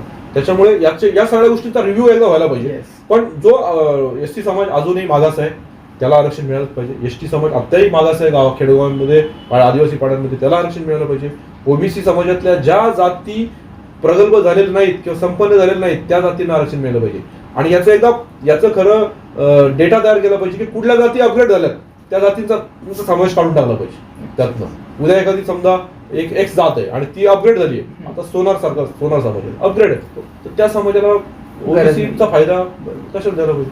आणि याच्यात सगळ्यात मोठं काय होतं माहिती का, महाराष्ट्रामध्ये मी तुम्हाला माझा दुसरा अभ्यास सांगतो की ओबीसीचा सगळ्यात जास्त फायदा राजकीय आरक्षणात लोक घ्यायला लागले. आपण नेहमी म्हणतो की मराठा समाजाची महाराष्ट्रामध्ये लॉबी, राजकारणी मराठा, महाराष्ट्रामध्ये 1000 मराठे घराणे असतील, अशी 1000 घरं की ज्यांची स्वतःची राजकारणाची घराणे आहेत, 1000. समजा कदम आहेत, तिकडे विखे पाटील आहेत, इकडे पवार फॅमिली आहे, अशा 1000 फॅमिली असतील. महाराष्ट्रामध्ये मराठ्यांची लोकसंख्या 3.5 कोटी आहे, त्यातले 1000 मराठे आमदार खासदार झाले म्हणजे बाकी सगळे झाले का? नाही. आता काय व्हायला लागलंय, स्थानिक स्वराज्य संस्थांमध्ये 27% ओबीसींना आरक्षण आल्यापासून ओबीसी 27%चा पण लाभ घेतात, 50%च्या ओपन मधनं पण उभे राहतात. मी तुम्हाला बदलापूर नगरपालिकेचं उदाहरण सांगतो. बदलापूरमध्ये 47 नगरसेवक आहेत, त्याच्यामध्ये फक्त 13 जागा ओबीसीसाठी रिझर्व्ह आहेत. आज बदलापूर नगरपालिकेमध्ये 30 नगरसेवक ओबीसी समाजाचे, एक मोठी लॉबी आहे. 30 नगरसेवक ओबीसी समाजाचे. त्यांनी फायदा काय घेतला? ओबीसीचा पण फायदा घेतला, ओपनचा पण फायदा घेतला. ओपन कॅटेगरीतला जो माणूस आहे त्याला फक्त ओपन कॅटेगरीमध्ये उभं राहता येतं, म्हणजे लोकप्रतिनिधी म्हणून. हा संपूर्ण महाराष्ट्राचा अभ्यास त्या ठिकाणी व्हायला पाहिजे. आणि जातीय जनगणना होऊ द्या, मागणी करतात. ओबीसी जनगणना किती महत्वाची आहे? सगळी जातीय जनगणना, ओबीसीच नाही, जातीय जनगणना होऊ द्या, कळू द्या एससी समाज किती आहे, एसटी समाज किती आहे, ओबीसी खरे किती आहेत, ओपन मध्ये मराठा किती आहेत, जैन किती आहेत, अजून दुसऱ्या कोणत्या जाती त्या किती आहेत. आणि त्याच्यामध्ये अजून एक सर्वेक्षण असं करा की त्या जातीचं सर्वेक्षण करताना आर्थिक सर्वेक्षण पण करा की एससी समाजामध्ये आर्थिकदृष्ट्या मागास किती एसटी आहेत, किती सरकारी नोकरीमध्ये आहेत, किती प्रगल्भ झालेत, एसटी मध्ये किती प्रगल्भ झालेत, ओबीसी मध्ये किती संपन्न झालेत, ओपन मध्ये किती संपन्न झालेत. त्या जनगणनेचा डेटा त्याप्रमाणे तयार केला पाहिजे. आता मला एक सांगा, मी परदेशात फिरतो, त्या ठिकाणी आहे ना अक्षरशः 5-5, 6-6 वर्षांनी त्यांची जनगणना होते. 5 वर्षांनी काही देशांमध्ये जनगणना होते. जनगणनेचा डेटा फार इम्पॉर्टंट असतो. आपल्या देशामध्ये 2021 जनगणना व्हायला पाहिजे होती, आज 2023 सालाला जनगणना होत नाही. जनगणनेचा डेटा मिळाल्याशिवाय तुम्हाला कुठल्याही डेव्हलपमेंटचे प्लॅन पण तयार करता येईल. बदलापूरची लोकसंख्या आज 4.5 लाख, 1,75,000 लोकसंख्येला बदलापूरचं प्लॅनिंग तयार केलं गेलं. आज 4.5 लाख लोकसंख्या आहे. सरकारी ग्रँट 1,75,000 प्रमाणे येतात. सगळे पॉलिसी डिसिजन 1,75,000 प्रमाणे. आज ही नगरपालिका सेन्सस झाली असती, या नगरपालिकेची महानगरपालिका झाली असती, महानगरपालिका झाली असती तर सगळे अधिकार वाढले असते. इथे कमिशनर आला असता, IAS कॅटेगरीचे अधिकारी आले असते. या शहरामध्ये महानगरपालिकेची लोकसंख्या आहे आणि स्टाफ नगरपालिकेचा आहे आणि डोके येत स्टाफची ती नगरपालिका ग्रामपंचायतची. म्हणजे अशी परिस्थिती. मग उद्या सेन्सस जर झाली असती तर ही नगरपालिका सेपरेट महानगरपालिका झाली असती. 3 लाखचा क्रायटेरिया आहे की महानगरपालिका झाली असती. अंबरनाथ सेपरेट महानगरपालिका झाली असती, जशी पनवेल झाली आहे. अपग्रेडेशन झालं असतं. काही अधिकार महानगरपालिकांना प्रचंड अधिकार आहे. आता नगरपालिकांना अधिकारच नाही. काय जायचं? कलेक्टरकडे जायचं. कलेक्टर बॉस, नगरपालिकांचा बॉस कोण? कलेक्टर. मग इथं ठाणा. ब्रिटिशांनी काय केलं होतं, कलेक्टरला खूप अधिकार ठेवले होते. आता सध्या या अधिवेशनामध्ये भारतीय न्याय संहिता वगैरे सगळ्या कायद्यांचा आता रिव्हिजन होणार आहे. ब्रिटिशांनी काय केलं होतं, त्यांना 5,000 ब्रिटिशांमध्ये अख्खा देश चालवायचा होता. मग ते कलेक्टरकडे सगळे अधिकार केंद्रित करून ठेवायचे की बोराळपाड्याचा आदिवासी आहे तो पण ठाण्याला जाऊन कलेक्टरला भेटला पाहिजे. त्याच्यावर प्रश्न मांडला जाईल, कारण तो ब्रिटिश असायचा. आता 75 वर्ष झाली, आता डिसेंट्रलाइज करा ना सगळं, जाऊ दे ना. खालचा तहसीलदार असेल, खालचा तलाठी असेल, त्याच्यापर्यंत काही अधिकार देऊन टाका ना. आता सगळी सिस्टीम झाली, मोबाईल आहे, कॉम्प्युटर आहे, व्हिडिओ कॉल आहे, सगळ्या गोष्टीवर तो चुकला तर खाली चुकेल ना. एका ठिकाणी एक 2 मिनिटं तुम्हाला किस्सा सांगतो. Yes. अविनाश धर्माधिकाऱ्यांनी सांगितलेला किस्सा आहे की एक मुख्य सचिवांनी एका खेडेगावामध्ये बैठक लावली आणि त्या बैठकीमध्ये सगळे त्या जिल्ह्यातले अधिकारी बोलवले, कलेक्टर, सीओ सगळे अधिकारी बोलवले आणि मुख्य सचिव त्या बैठकीला आले आणि गावकरी होते. तर यांनी त्या गावाला काय केलं, सगळ्या योजना सांगितल्या की आम्ही राज्य शासनाचे प्रतिनिधी आहोत, या गावामध्ये महिलांसाठी अशी योजना आहे, शेतीसाठी अशी योजना आहे, ह्या अशा योजना सांगितल्या. एक खेडूत उठला आणि त्या खेडूतांनी प्रश्न विचारला, म्हणे हे सगळं तुम्ही बनवलं, आमची काय रिक्वायरमेंट आहे तुम्ही विचारलं का आम्हाला. तो मुख्य सचिव बघत बसले, अविनाश धर्माधिकारी त्या मिटिंगला होते, ते त्या खेडूताकडे बघत बसले आणि मुख्य सचिव बघत बसले. सरळ दप्तर बंद करा म्हणले, यांच्या सूचना घ्या आणि यांच्या सूचनेप्रमाणे प्लॅन तयार करा. कलेक्टर ऑफिसला बसून नगरपालिकेला काय पाहिजे ते ठरवता येईल का? या गावामध्ये अतिक्रमण होत आहे, तो अधिकार चीफ ऑफिसरला द्यायला पाहिजे, त्या ग्राउंड लेवलला जायला पाहिजे. मग ही महानगरपालिका झाली असती, सेन्सस झाली असती, तर आज इथे वेगवेगळ्या पॉलिसीज तयार करता आल्या असत्या, कमिशनरला अधिकार आले असते. आता कल्याणला एक नवीन महिला कमिशनर आली एक 15-10 दिवसापूर्वी. त्यांनी काय केलं बघा, आल्याला कल्याण साफ करायला घेतलं. म्हणजे ही काय असते, मानसिकता असते. आय एस केडरचा ऑफिसर आला, महानगरपालिकेचा कारभार आय एस केडरचा अधिकारी सहसा चालवतो, बरोबर. चीफ ऑफिसर केडरचा अधिकारी चालू शकत नाही, कारण त्याची क्षमता नगरपालिका चालवण्याची असते.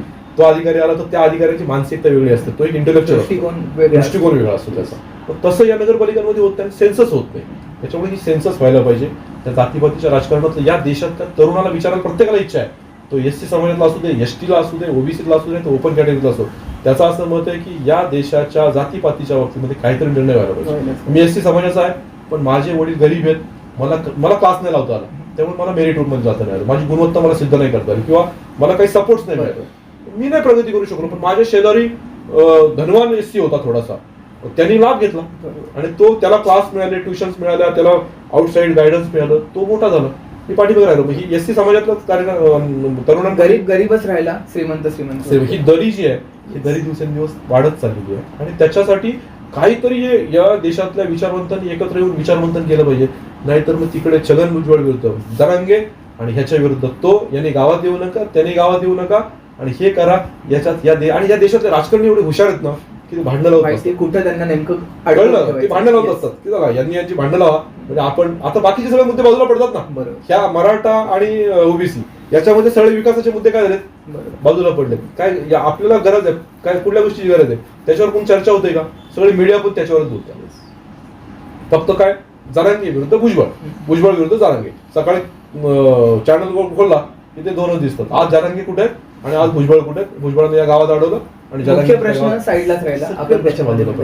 आणि या देशातला तरुण आहे ना खूप सुशिक्षित झाला आहे, खूप एज्युकेटेड आहे. या देशामध्ये एज्युकेशन मध्ये प्रचंड क्रांती झालेली आहे. तुम्हाला सांगतो, आता आपल्या देशातले लोक काही बाहेर परदेशात जातात, आपल्या देशामध्ये युनिव्हर्सिटीज का होत नाही. मी माझ्या मुलीला आता जॉर्जियाला मेडिकल ऍडमिशन साठी पाठवलं. का पाठवावं लागलं तर भारतामध्ये मेडिकल एज्युकेशन इतकं डिफिकल्ट आहे आणि 1.25 कोटी रुपये खर्च. मोदींनी गेल्या 10 वर्षामध्ये मेडिकलच्या शीट डायरेक्ट डबल केल्या. आपण म्हणतो आरोग्य व्यवस्थेचं सत्यानाश झालं, डॉक्टरच आहेत का होते एवढे, पण आज हजारो मुलं बाहेर परदेशात होऊन डॉक्टर होऊन येतात.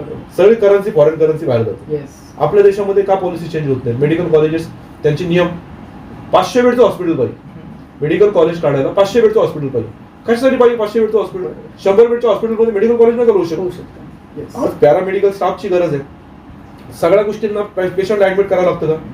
थंडी, ताप याचे पेशंट 80% असतात. साधा जर या देशामध्ये काही डॉक्टरांची संख्या वाढली, अमेरिकेमध्ये साधारणपणे 100 माणसांच्या मागे एक डॉक्टर आहे, आपल्या देशामध्ये 10,000 माणसांच्या मागे एक डॉक्टर आहे. ही तफावत दूर करण्यासाठी या सगळ्या सिस्टीमचा पण विचार व्हायला पाहिजे. लाखो रुपये फॉरेनला जातात. मी काल एम्बसीमध्ये गेलो होतो, मी बघितलं मोठी विद्यार्थ्यांची लाईन होती तिथे. एका देशाच्या तिथं सगळ्या देशांची विजाची प्रोसिजर, मुंबईला एक ऑफिस आहे, तिथं मुलांची प्रचंड मोठी राग. काय कुठे चालला? लंडन. कुठे चालला? अमेरिका. कुठे चालला? जॉर्जिया. शिक्षणासाठी किती पैसे, किती खर्च? 1 कोटी रुपये. देशातला पैसा चालला बाहेरचा. इथली युनिव्हर्सिटी स्ट्रॉंग करा ना या देशामध्ये. आणि त्याच्यातनं देशात आणि काय होतं, हा ब्रेन जेव्हा बाहेर जातो, आता समजा उद्या माझा मुलगा फॉरेनला शिक्षणाला गेला, तो तिथली लाईफस्टाईल बघतो आणि तो येतच नाही इथे, तो तिथे राहतो. शिकलेला कुठे असतो? इथे. पोस्ट ग्रॅज्युएशन कुठे करतो? तिकडे. आणि जॉब कुठे करतो? त्या देशामध्ये. म्हणजे आपल्या देशातला ब्रेन कुठे गेला? तर ब्रेन ड्रेन म्हणतो. तो कुठे गेला? परदेशात. हे याच्यावर खूप विचार करण्याची गरज आहे आणि ह्याच्यावर कोणच विचार करत नाही. आमचं एकच चाललंय, ओबीसी, मराठा, जनांगे, जाट, गुर्जर ह्याच्यावर चाललंय. खरं तर पुढच्या 5 वर्ष ही या देशाच्या दृष्टिकोनातून खूप महत्वाची आहे. काही काही देश खूप खूप पुढे चालले, अमेरिकेसारखे देश, चायनासारखे देश खूप पुढे चालले. आपण खुश आहोत, आहे त्या वातावरणात खुश आहोत की आमचा देश खूप प्रगती करतोय, आत्मनिर्भर भारत चालू आहे. मोदींनी 10 वर्षामध्ये क्रांती केली आहे, बरोबर आहे, परंतु त्याला सपोर्ट सिस्टीम आहे ना, पुढच्या 5 वर्षामध्ये त्यांनी असे डिसिजन घेतले पाहिजेत की खरोखर म्हणजे देशाचं पूर्ण चरित्र बदललं पाहिजे. असे डिसिजन त्या ठिकाणी घेतले तर उपयोग आहे.